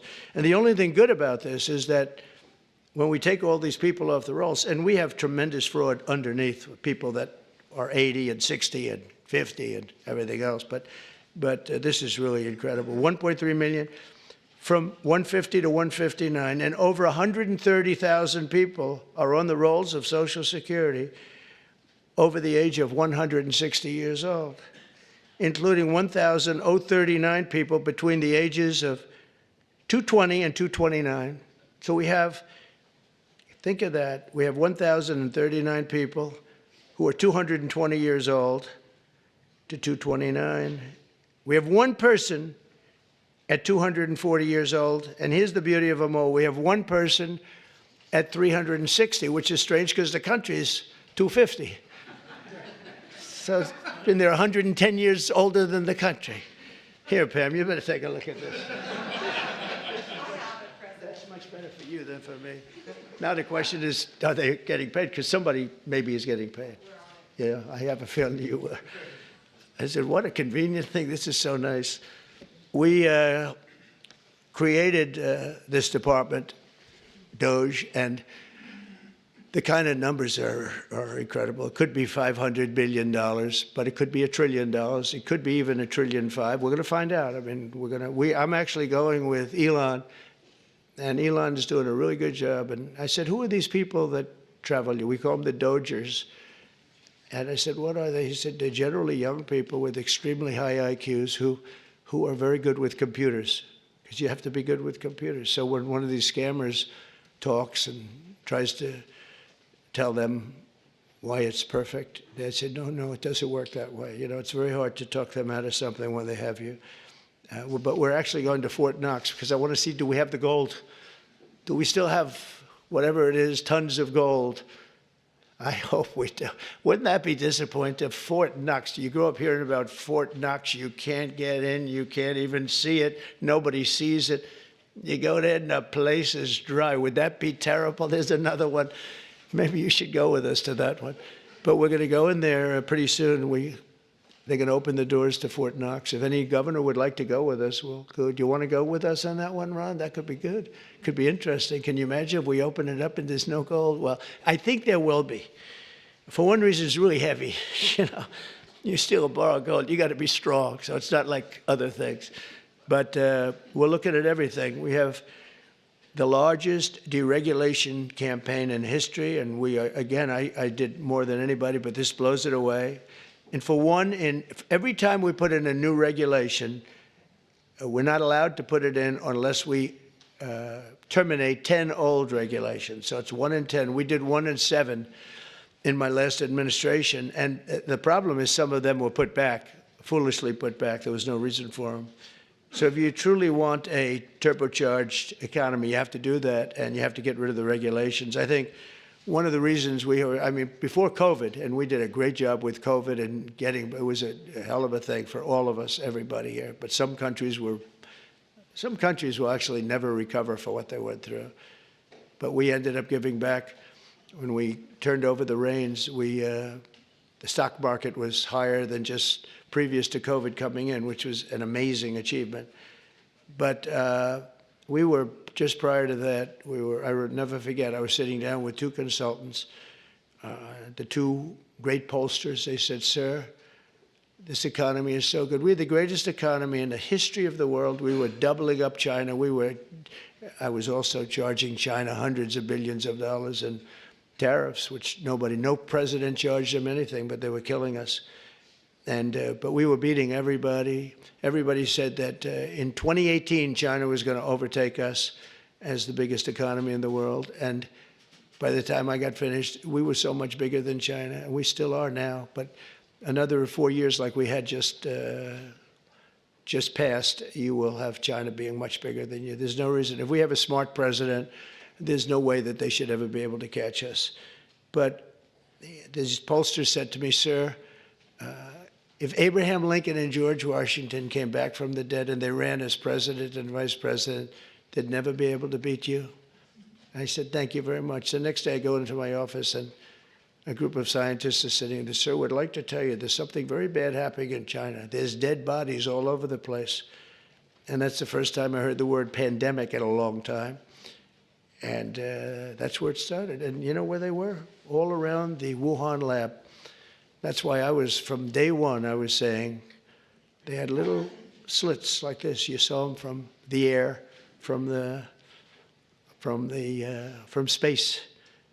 And they were just little slits, but they were body bags. They were black body bags all over, so many. And that's where it came from. One other thing, just before we leave, I think you should do this. For my safety and security and for the good of our nation, you should do it anyway, regardless, even if it costs 10 times more, but it actually costs you just a tiny fraction. If you went to paper ballots and you're voting, and I would hope that every Republican would, so it costs exactly 8% of what the machines cost. These machines, they got something going. They get business. It's amazing. So paper ballots, and paper is very sophisticated today. It's called watermark. It's impossible to copy, impossible to cheat. It's actually hard to believe that a piece of paper is highly sophisticated, but it's watermark, and it's it's amazing actually when you see it. You can't cheat. But if you went to paper ballots and same-day voting, and if you went to voter ID, and also one other thing, you want a proof of citizenship. Those 4 things: proof of citizenship, voter ID, paper ballots, one-day voting. And if you went to 2-day voting or 3-day voting, but some of these states, you had 64 days. You know, California just finished up just a short while ago. They were voting a week and a half ago. They tried to finish them up. And other states, too. They were weeks after the election. I mean, if that were a close election, you'd have to wait for weeks and weeks and weeks. You got finished fast, Brian. Thank you for your help. We did very well in Georgia. That was very nice. But some of these states, if you had a close election, you wouldn't know who won. And then, you know, once that happens, then you really never know who won. But you would save tens of millions of dollars. Forgetting about right, wrong, and security, safety, our country, our Constitution, and all of these. Number one, you'd have a much safer election. Number two, everybody, you'd know the results of your election by 10 o'clock. Everybody, it's a beautiful system. It's boxes of 5,000, boom, boom. And you can go and examine each box. It's so simple and so good. I did ask Elon, because he knows more about computers than anybody I know. I said, what do you think of the voting system? He said, computers are not meant for voting. It's just not it's too many transactions taking place too quickly. It's just not, he said, honestly, and I've gone to the best people, the smartest computer minds from MIT, from others. My uncle was a professor for 41 years at MIT and a brilliant guy, and I got to know a lot of the people up there. And they will tell you that the most secure way that you can secure the election, and probably the fastest way, because there can be very little hanky-panky, is paper ballots. Can you believe it? So I hope, Sarah, that certainly the Republican governors, but if you want to save a lot of money, you go to paper ballots. It'll cost you 8% of what the costs are now. And that's based on a good deal for machines. And then when you go through the days and weeks and months of waiting, France had mail-in ballots. Anytime you have mail-in ballots, you're going to have fraud, without question. And France had it, and they went back to paper ballots. And I saw their election, and their election was over at 9 o'clock, and their numbers came in at 10:05. And there were no complaints. There was they had a winner, they had a loser, 39 million votes, and it was done. We're one of the only people that has now mail-in voting, one of the only countries that has mail-in voting. Remember Jimmy Carter when he did a commission, and I think they had Scoop Jackson, they had some, at the time, big senators, and their conclusion was, if you have mail-in voting, you're going to have massive fraud. And we had it in New York with the congressional race. Remember the congressional race? It took them forever like 6 months later, they declared, who was it, Jerry Nadler or somebody? They declared him the winner, 6 months later. But it was somebody. Oh, no, it was the woman, the congressman. I won't mention her name. But she won, but she didn't win. And it was really very sad to see that whole thing. Democrat, that was a Democrat and a Democrat. That was a primary, but they had the mail-in voting. It's just a disaster. So it's very, very expensive. If you want to save money, if you really believe that the computers work, which they don't, but if you want to save a lot of money, all you have to do is go to paper ballots, and you'll be cutting it down by millions and millions of dollars. So America will take off like a rocket ship. You're going to see things that's so great for the governors, and Democrat governors are going to have, you're going to get the benefit of this. You're going to be opening up plants, and you're going to be, I hope we have enough people. We're going to and we want people to come into our country, by the way, I do, but they have to come in legally. So we need people in the country, but they have to come in legally. 2 weeks ago, I signed an executive order banning men from playing in women's sports. Many Democrats are fighting me on that. I hope you continue, because you'll never win another race. And it's just crazy. If you look at what happened with the boxing, if you look at what happened with the weightlifting numbers, where a record that hadn't been broken for 19 years got shattered. But, they put up an eighth of an ounce here, an eighth of an ounce there, and it's 218 pounds or whatever, a lot.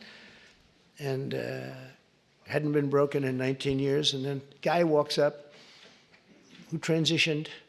He transitioned, and he knocked out that record by about 100 pounds.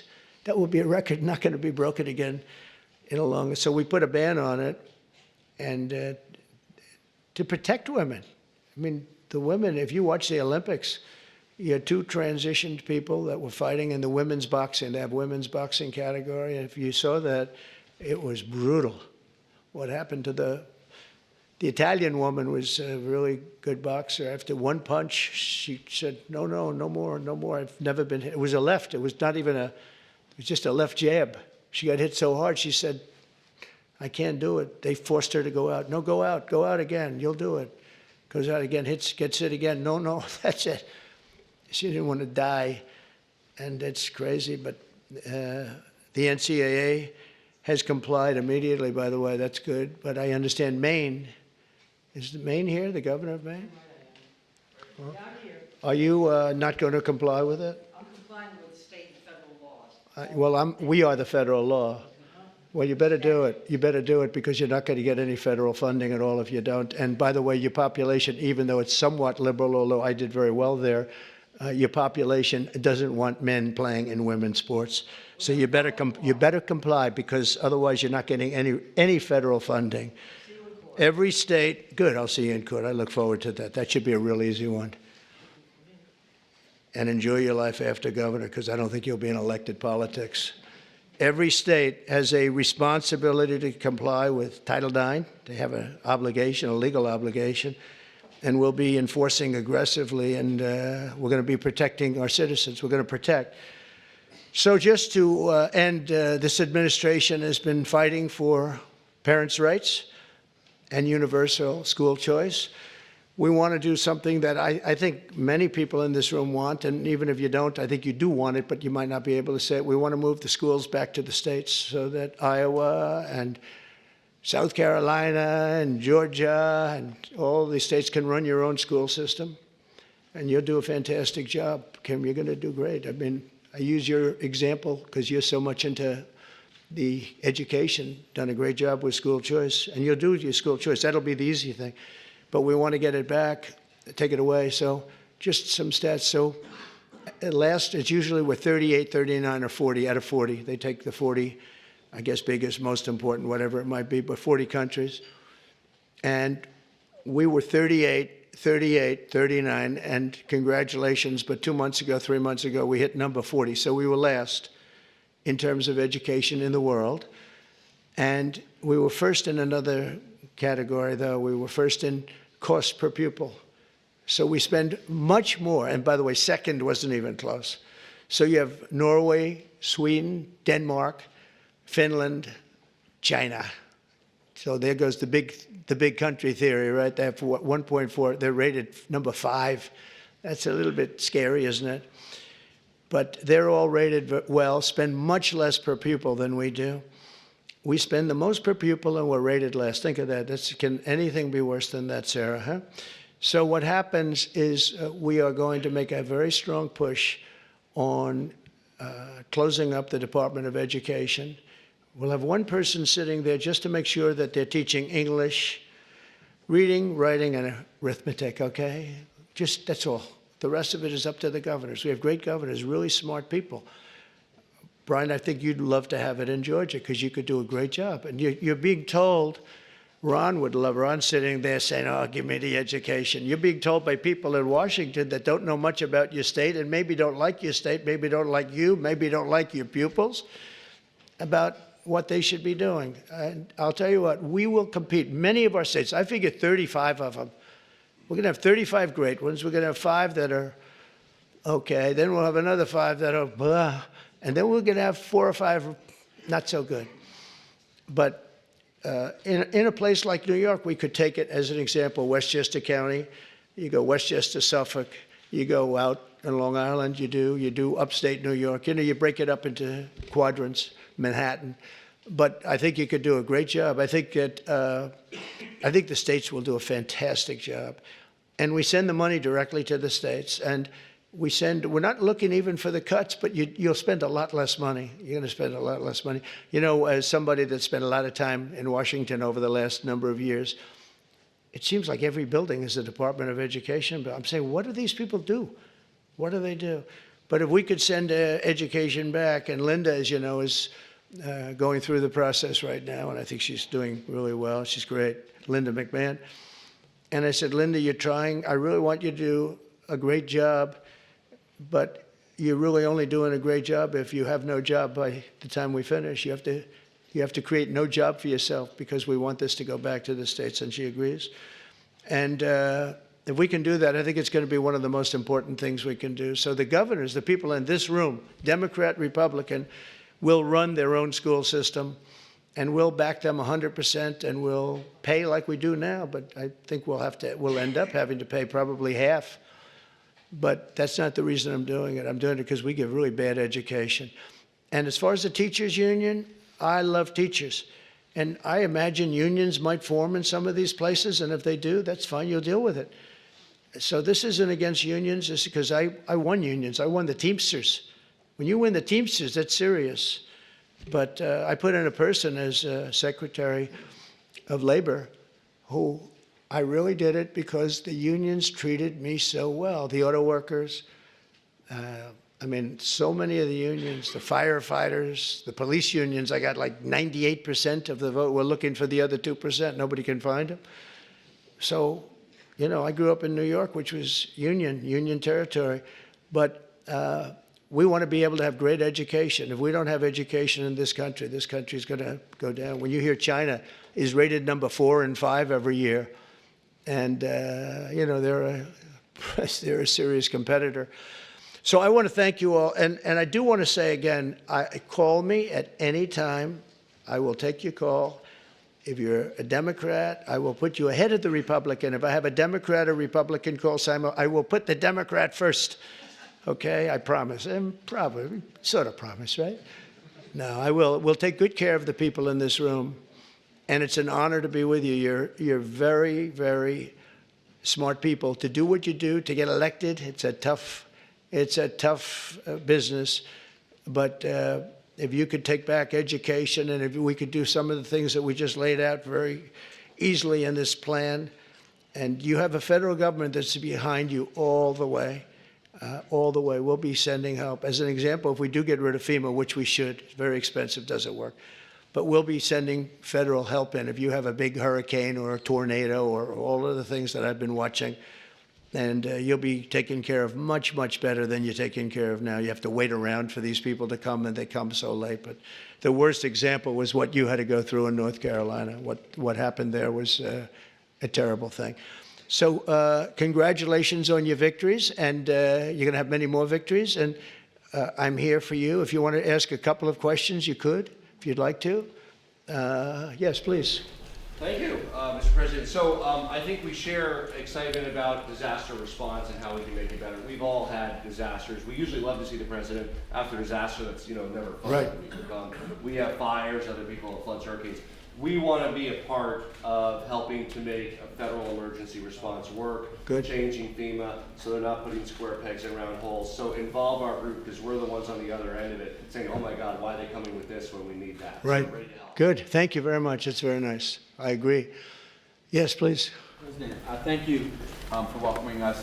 As we go through the process of putting in your priorities as president, would you give us an opportunity to speak with you about, say, return on investment? Sure. Before we go, for example, into, we've heard and we'll wait the decisions you make and the Secretary will make, but for instance on Medicaid or Medicare, sure. If cuts are proposed, perhaps give us an opportunity as governors to prove to you that we can make these programs worthwhile. That might help us on our budgets. I love that. I think it's great, Bobby. I think it's great. One of the things we're really focused on is bringing down the costs.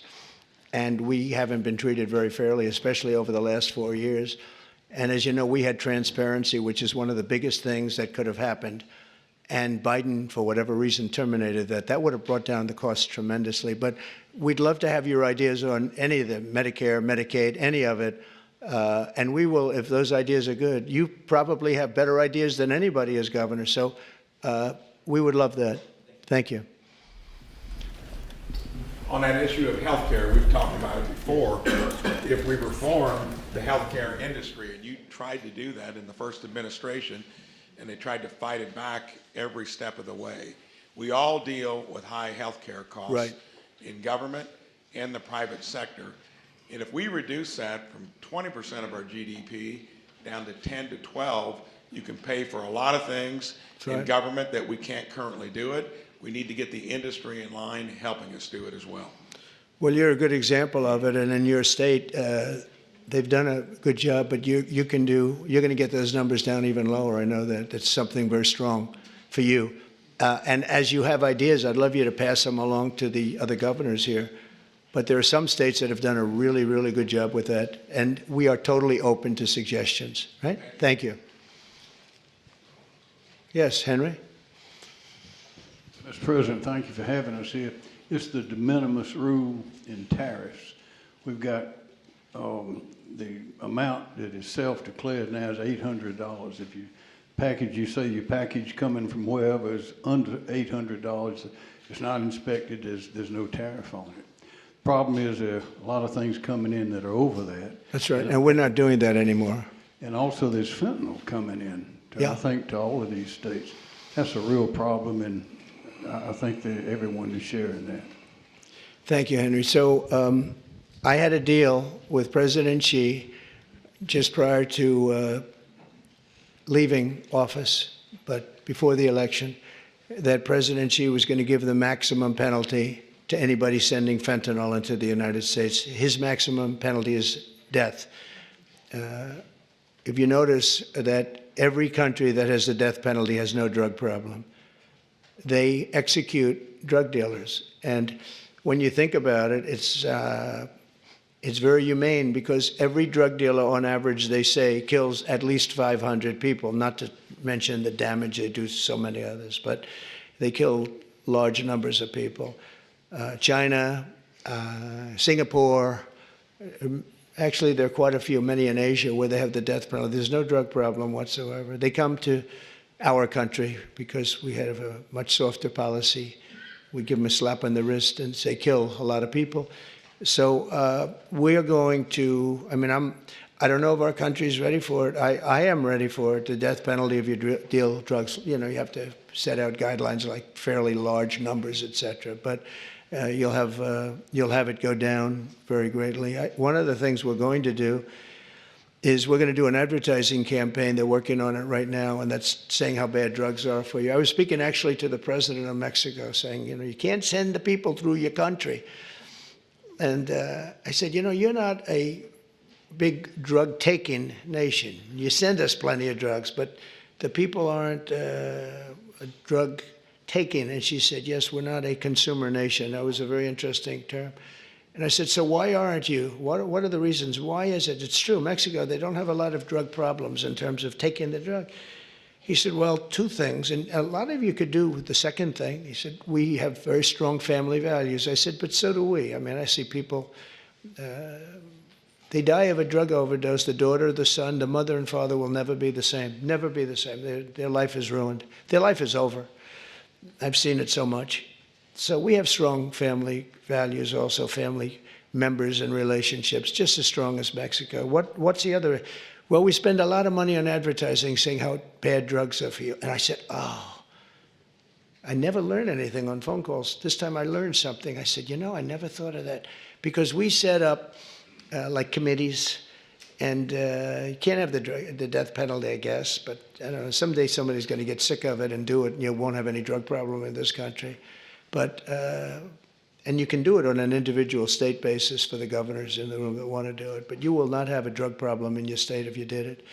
But I will say this, we have a situation where we have now hired a couple of the best agencies, and we're going to spend about 100 million, maybe 200 million on advertising, saying that when you take certain drugs, the drug fentanyl, et cetera, it destroys your skin, it destroys your teeth, it destroys your brain, it destroys everything.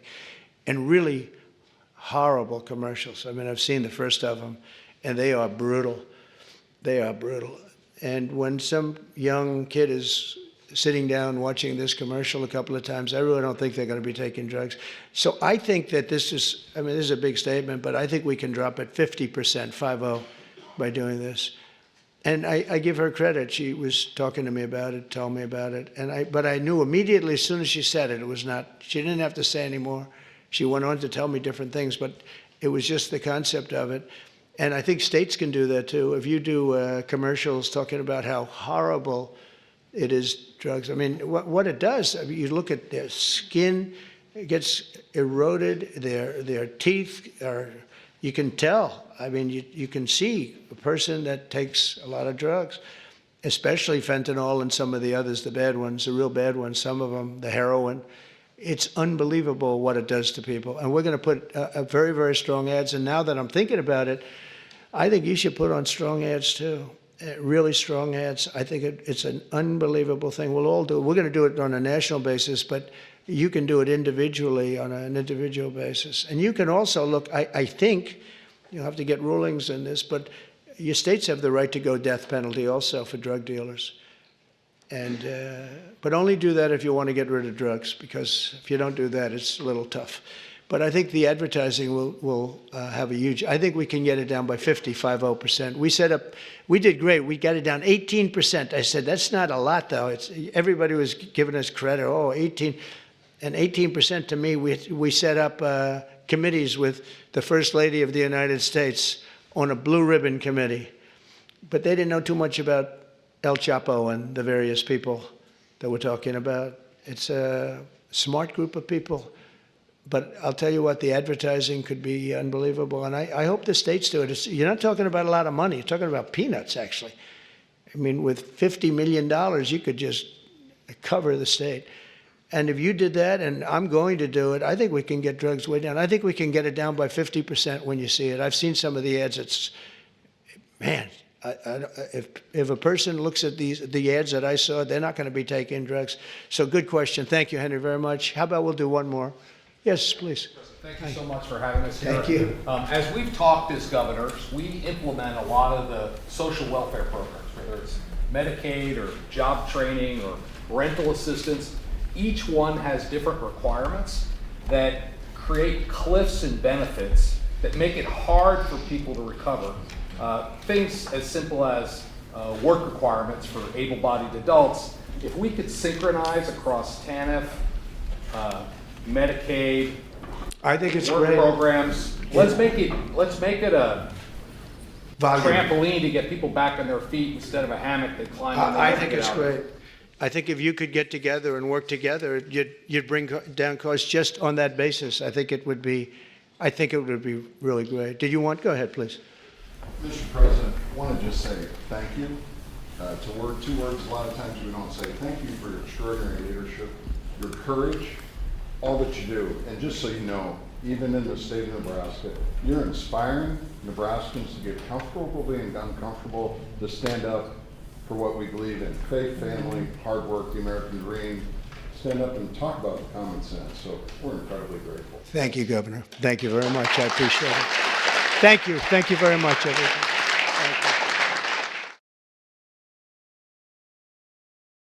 Thank you very much. We have some very exciting news today. We have numerous fronts are being covered. Before we do that, Will give me certain proclamations. We'll sign them, and you'll hear a little bit about them. Will, please. Yes, sir. First, we have for your signature 5 official designations of special envoys. The first is Mr. Steve Witkoff, who's actually in the room, to be your Middle East envoy.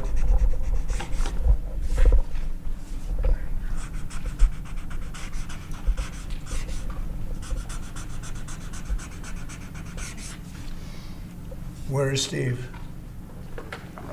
Steve Witkoff, everybody. He's done a great job in the Middle East, really great. But we'll see how it all turns out. It's complex, but I think he's going to do very well.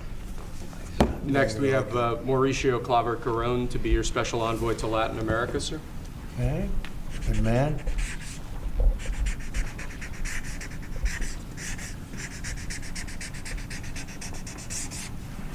Okay. Thank you, sir. Next, we have retired General Keith Kellogg to be your special envoy on Russian-Ukraine issues. We've made a lot of progress on Russia, Ukraine. We'll see what happens, but a lot of progress has been made. We're going to stop that ridiculous war.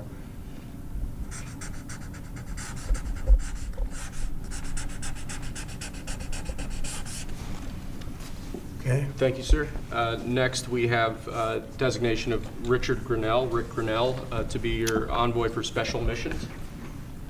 I sent him to California to turn on the water. We turned it on. It was not easy because we had to go through a lot of environmentalists that are causing a lot of problems. And we have billions of gallons of water. It was on 3 days ago. You probably saw. It should have gotten a lot of press, but it didn't get much. All we're doing is giving Los Angeles and the entire state of California virtually unlimited water, which they could have done 5 years ago, which I told them they should do, but the environmentalists stopped them. And we opened it, and we did it regardless of the state. And now the state seems to be very happy. I spoke with Gavin Newsom, and he's very happy. I almost called him by the other name, didn't I? My little nickname for him. But I think they're all happy. They have a lot of water in California. Too bad we didn't have it about 2 months ago, right? Mr. President, That was, by the way, that was a big move. We have, I don't know if you saw the pictures that were released of the water pouring down from the Pacific Northwest and Canada and lots of other places. And it's a pretty amazing sight. Mr. President, Rick Grinnell had a big Friday trip as well. He had a very big Friday trip, you're right. We'll talk about that. He's a good man, Rick. Lastly, sir, we have a designation of Mark Burnett as your special envoy to the United Kingdom. You know who Mark Burnett is? I figure he should be good. He's certainly done a great job. A friend of mine and very talented guy. We have very talented people working for us. I'll hold that one up because Mark gets so much television. We'll hold it up, right? He'll be thrilled to see it. He's going to do a good job. Thank you, sir. Next, your administration has smashed records for appointing large numbers of highly qualified, capable people at all levels of the federal government. These are 28 sub-cabinet level officials being appointed to a number of different departments and agencies. Some of them are quite important positions like departmental general counsels, but these are people who have been pre-vetted and have received your approval previously. Very good.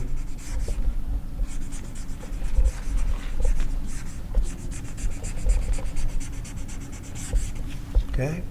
Thank you, sir. Next, this is an executive order. Discharges your Secretary of the Treasury, Scott Bessent, and your Secretary of Commerce, Howard Lutnick, to begin a process that will hopefully result in the creation of an American sovereign wealth fund. It's a very exciting event. We're going to have a sovereign wealth fund, which we've never had. We have a lot of things that create wealth, and you're seeing that over the last 2 weeks. I think we've created more wealth. Other people have created de-wealth. The people, my predecessors, we're creating a lot of wealth. Scott, maybe you'd like to say something about it, and I'd ask also Howard to say something about it. Yes, sir. This is very exciting. We're going to stand this thing up within the next 12 months. We're going to monetize the asset side of the U.S. balance sheet for the American people. We're going to put the assets to work. And I think it's going to be very exciting. We're going to study best practices as done around the world. It'll be a combination of liquid assets, assets that we have in this country as we work to bring them out for the American people. The extraordinary size and scale of the U.S. government and the business it does with companies should create value for American citizens. If we are going to buy 2 billion COVID vaccines, maybe we should have some warrants and some equity in these companies and have that grow for the help of the American people. So I bring all these things together. I think Scott and I will create an amazing sovereign wealth fund for you, sir. So other countries have sovereign wealth funds, and they're much smaller countries, and they're not the United States. We have tremendous potential in this country, tremendous. You're seeing that, what's happened just in a short period of time. And as an example, TikTok, we're going to be doing something perhaps with TikTok, and perhaps not. If we make the right deal, we'll do it, otherwise we won't.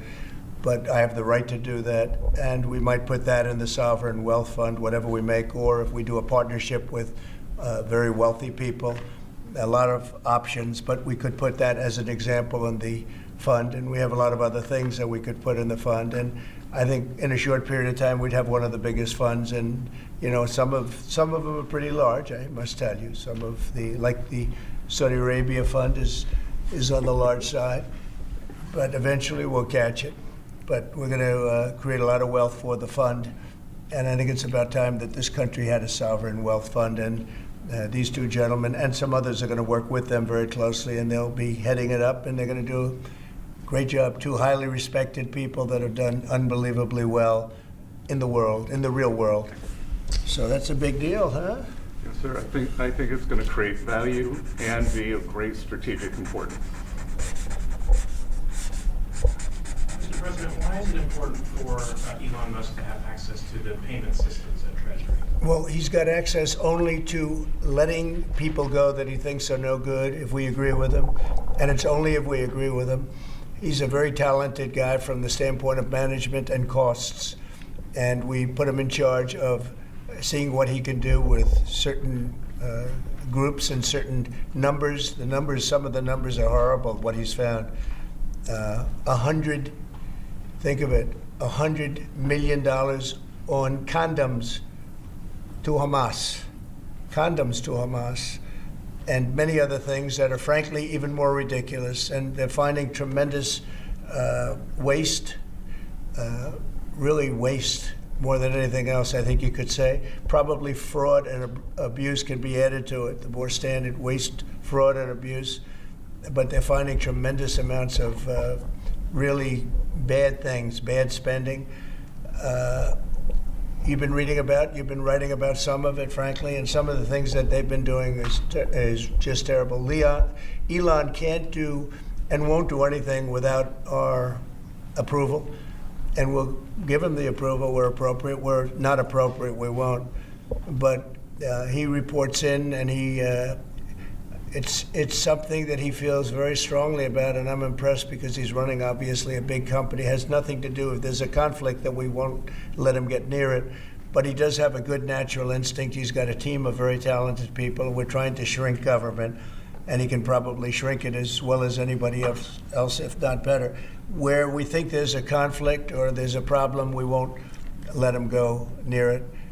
But he has some very good ideas, and we have a lot of very other talented people also. We're bringing in the most talented people in the world. By the way, we just unrelated, but we have two of the most talented people in the world, the legendary Rupert Murdoch and Larry Ellison. So they are two legends in business, publishing, and probably every other. Rupert is Larry pretty much in a class by himself, right? I mean, although he may have a couple of bucks more, I don't know. But Rupert is in a class by himself. He's an amazing guy, and Larry is Larry. Larry is one of the most serious players anywhere in the world. So it's an honor to have you.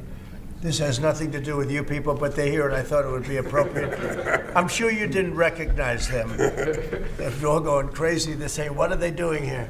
Thank you, sir. Mr. President, on the tariffs, is there any chance that Canada or China could also get out of the tariffs after you struck a deal with Mexico? Well, nobody's out with Mexico. We had a great talk with Mexico, and we had President Sheinbaum is a woman. I like her very much, and we've had good relationships, but we have to stop fentanyl from coming in, whether I like somebody or not, and we have to stop the illegal aliens from coming in. I think we've lost 200,000 people on average a year for many years, much higher than the 100,000, could be even closer to 300,000. And they've agreed to put in 10,000 soldiers permanently, like forever, 10,000 soldiers at their side of the border and stop fentanyl and illegal aliens from coming into our country. They have a big incentive to do. Other than that, we've agreed to talk and consider various other things. We haven't agreed on tariffs yet, and maybe we will, maybe we won't. But we have a very good relationship. I also spoke with Prime Minister Trudeau of Canada, and we had a good talk in the morning, but I did ask him a couple of questions, like, banks aren't allowed to do business in Canada. Canada is very tough. Canada is very, we're not treated well by Canada, and we have to be treated well.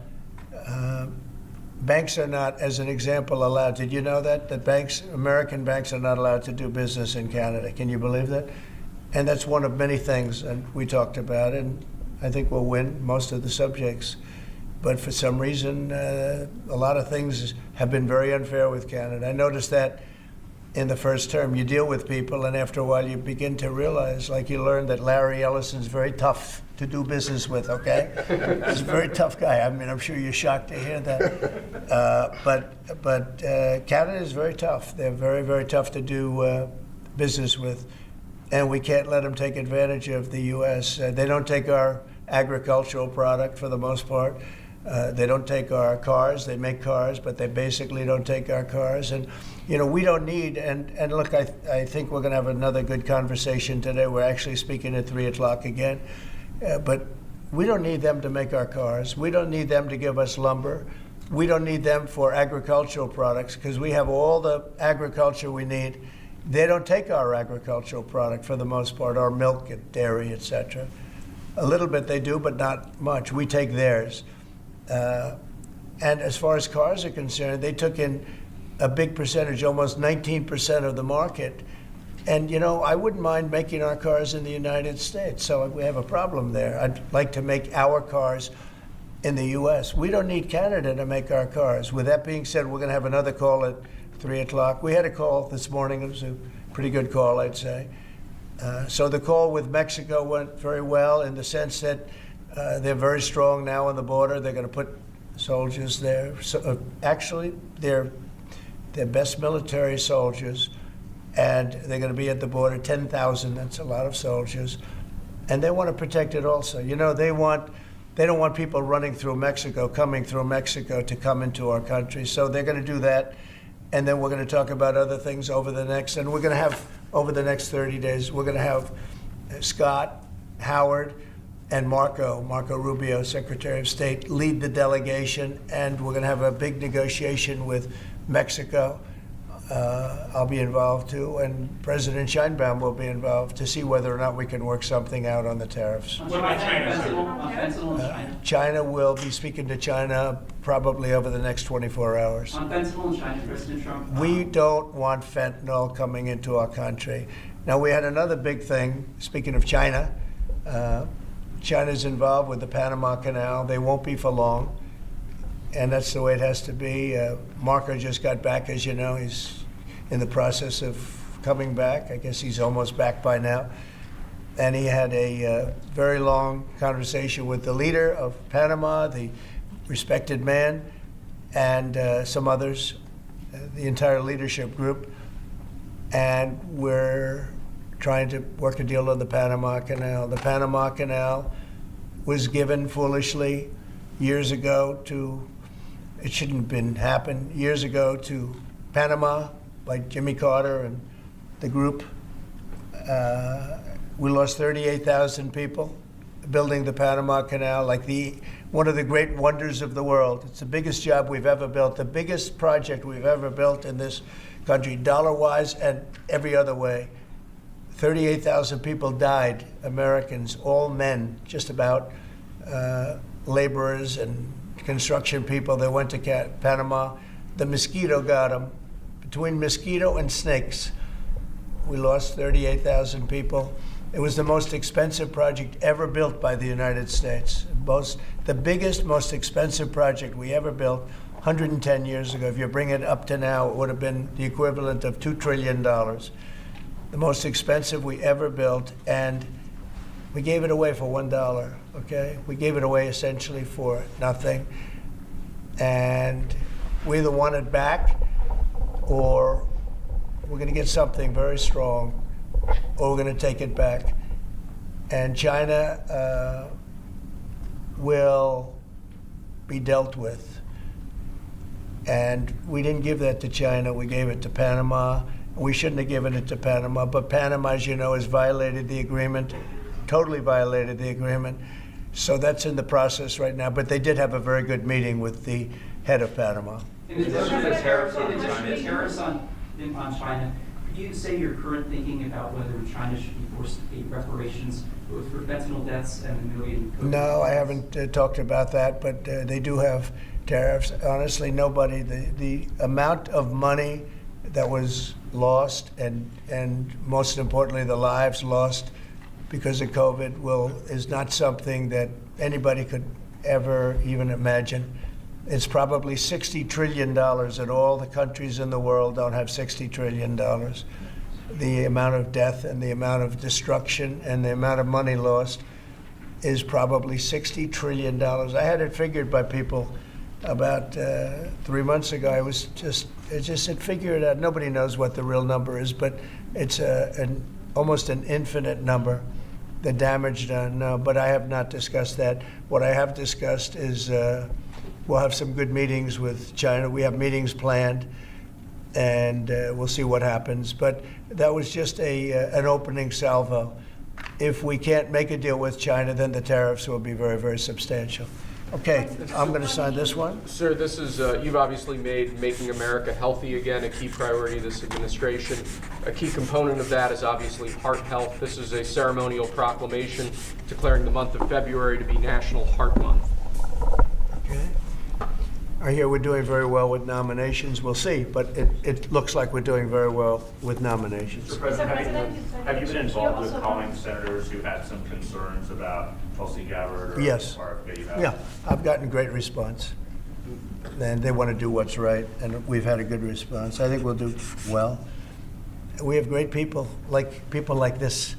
We have great people coming in. I think I'd like to say the best ever recruited for government. I think we have the finest people ever recruited for government. Will it take an act of Congress? And you know what? You're starting to see that because we've done more in 2 weeks than Biden's done in 5 years, 6 years. They could be here between him and Obama. You add it up, okay? We've done more in 2 weeks than they've done in 12 years. Will it take an act of Congress to do away with USAID, or do you believe you have? I don't know. I don't think so. No, not when it comes to fraud. If there's fraud, these people are lunatics. And if it comes to fraud, you wouldn't have an act of Congress. And I'm not sure that you would anyway. But we just want to do the right thing. It's something that should have been done a long time ago. It went crazy during the Biden administration. They went totally crazy, what they were doing. And the money they were giving to people that shouldn't be getting it, and to agencies and others that shouldn't be getting it, was a shame. So they're tremendous fraud. But we'll be doing a report. We'll be giving you that report at the appropriate time. You know, in the first term, though, USAID was something that you liked in some respects. I love the concept of it. Yeah, That's the program. Sure. I love the concept, but they turn out to be radical left lunatics. And the concept of it is good, but it's all about the people. Mr. President, you said you also want to impose tariffs on the EU. What kind of tariffs are you thinking about? Well, we have massive deficits with the European Union, massive, like $350 billion, if you can believe it. They don't take our farm product. They don't take our cars. They don't take almost anything, but we take their cars. We have millions of cars coming in, BMW and Mercedes-Benz and Volkswagen and just so many different cars, and we don't do anything about that. And we don't charge them tariffs. They make it impossible to sell cars in the European Union. They make it very difficult, agricultural product. They actually don't take it. And they have a lot of excuses. Some of them are the pesticides and the different chemicals used. And Bobby Kennedy actually is looking at that very, very seriously, because maybe it's not necessary to use all of that. You know, we want to be the healthiest country, and we're not. We spend more money on food than anybody else in terms of its creation, but we're not the healthiest country. So maybe there is something to the fact that we shouldn't be using so much chemical, and maybe that'll stop. But Bobby Kennedy is the one, because he is not a believer in all of the things we have done, and neither are the Europeans. So we'll see what happens. But they use it as an excuse not to buy our product. And I asked a couple of the leaders, I don't want to use names, but how many Chevrolets or Fords do you see in the middle of Munich? And the answer is none, because they don't take any cars. They don't take anything. So the European has abused the United States for years, and they can't do that. And they want to make a deal. Let me tell you, in all cases, they all want to make deals. There's nobody that doesn't want to make deals. They've been abusers, and they want to make deals. So we'll see about that. But we'll have, I think, some very fair. All we want is a fair deal. And, you know, there's a word, reciprocal. I'd go right now, reciprocal tariffs on everybody, because many of the countries that you feel so horrible about, the way they're being treated by Trump, you're saying, oh, President Trump is so terrible to them. Well, they charge us tariffs. European Union has a VAT tax, which is through the roof, okay? It's a similar thing, similar to a tariff. It's a VAT. And they have it, and it's numbers like you wouldn't believe. And Canada, I told you about the banks, and I told you they charge us.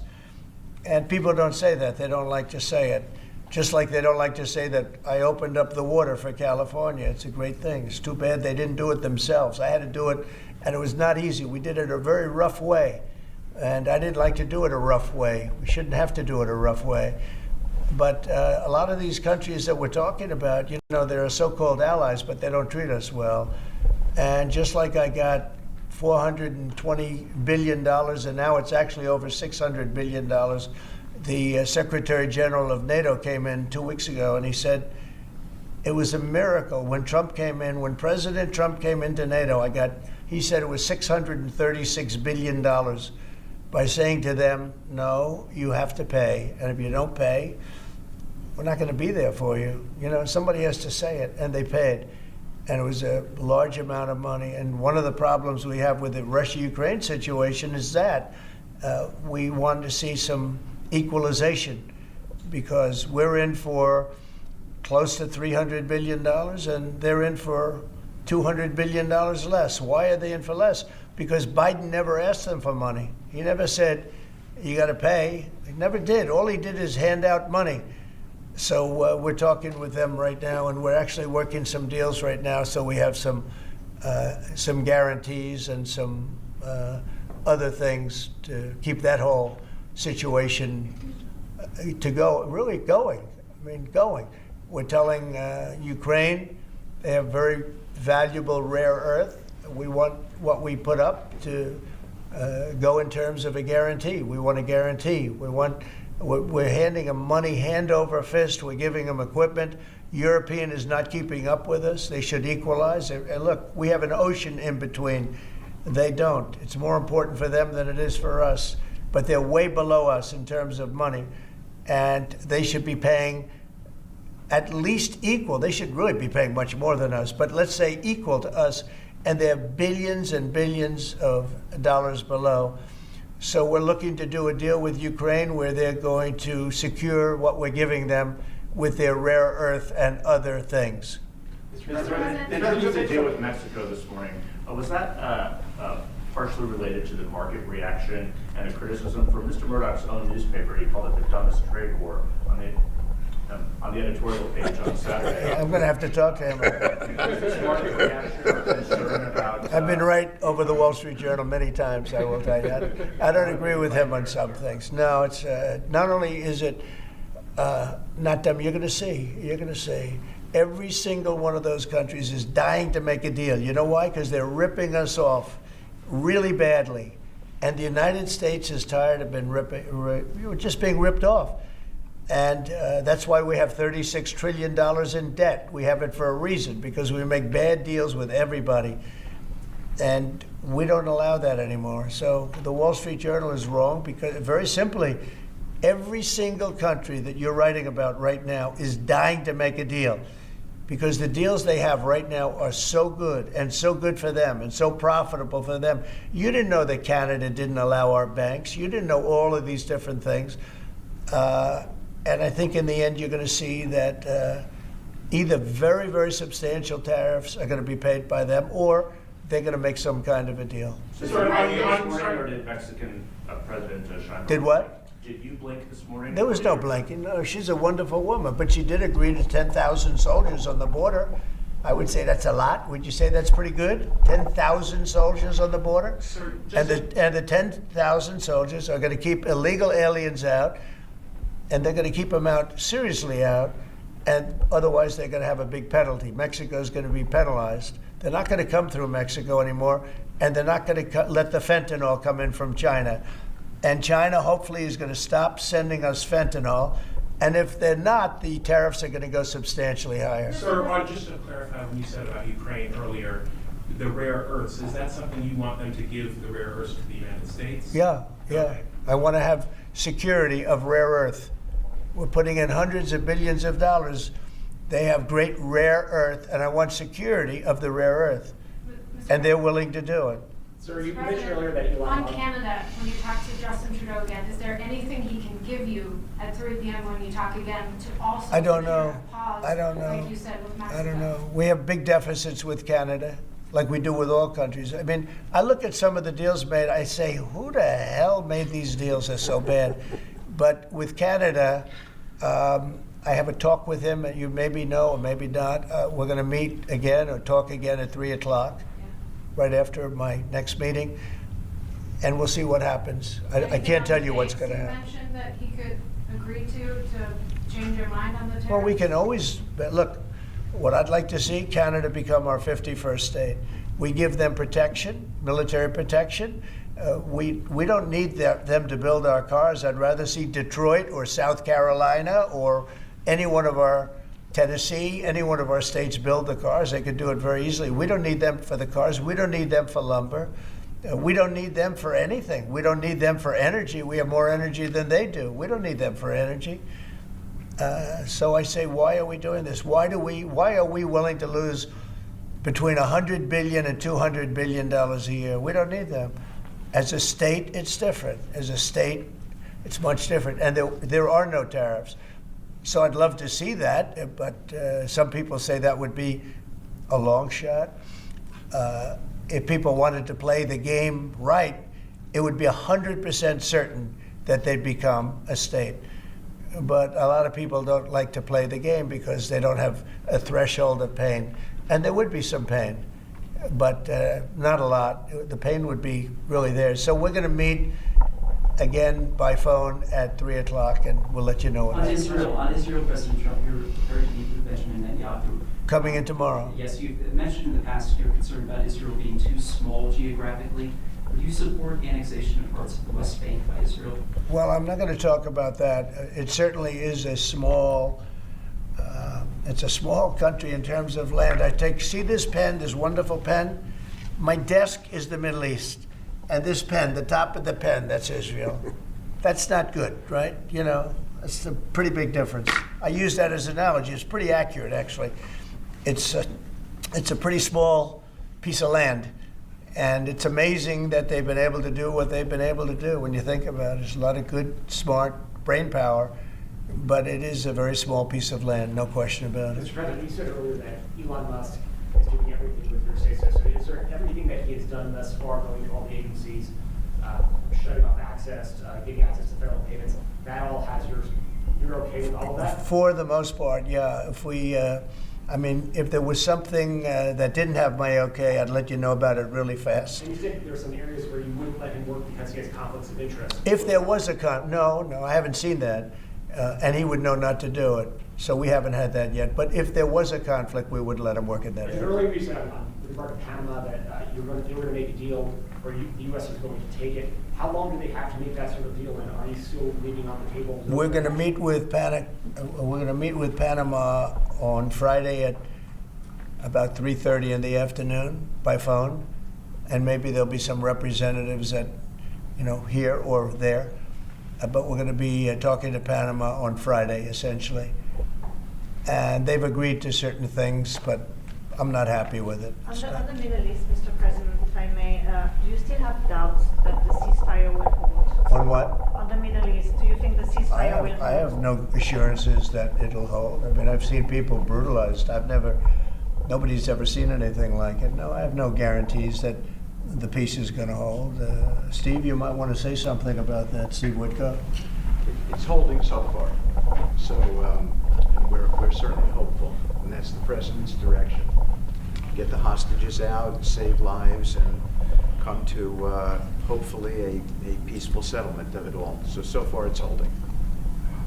Mr. President, on a different topic, questionnaires have been going out to FBI agents across the country who were involved potentially in the investigation. Do you believe anyone involved at any level should be fired, sir?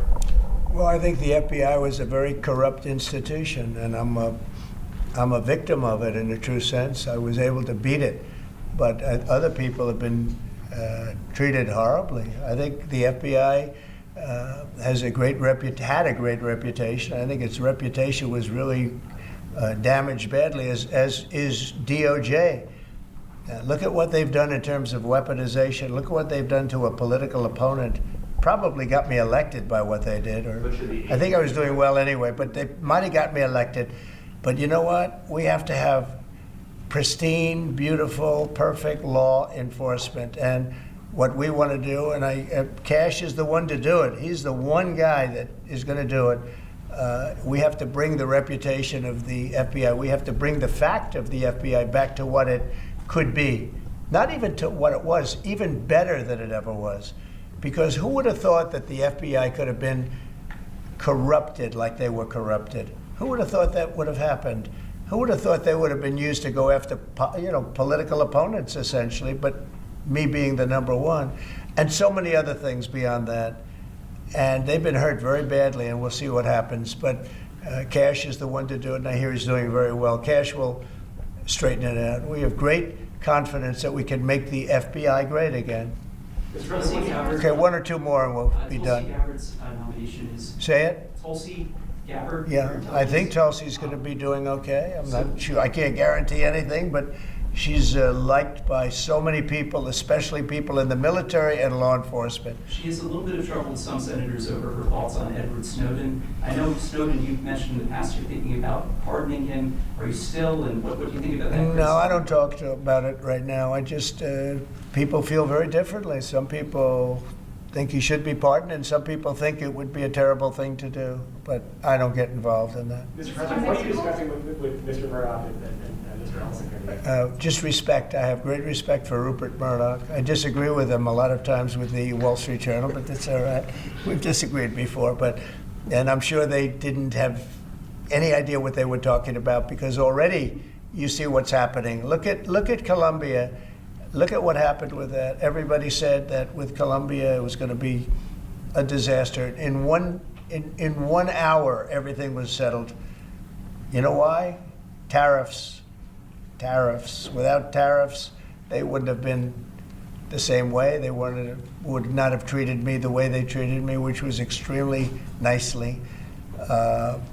And I don't want to use countries, I don't want to use names, but tariffs are very powerful, both economically and in getting everything else you want. Tariffs for us, nobody can compete with us because we're the pot of gold. But if we don't keep winning and keep doing well, we won't be the pot of gold, and then tariffs won't be so good for us. But when you're the pot of gold, the tariffs are very good. They're very powerful, and they're going to make our country very rich again. Thank you very much, everybody. Thank you, guys. I don't know. Thank you, guys. How is the market doing? Thank you, guys. Ticked up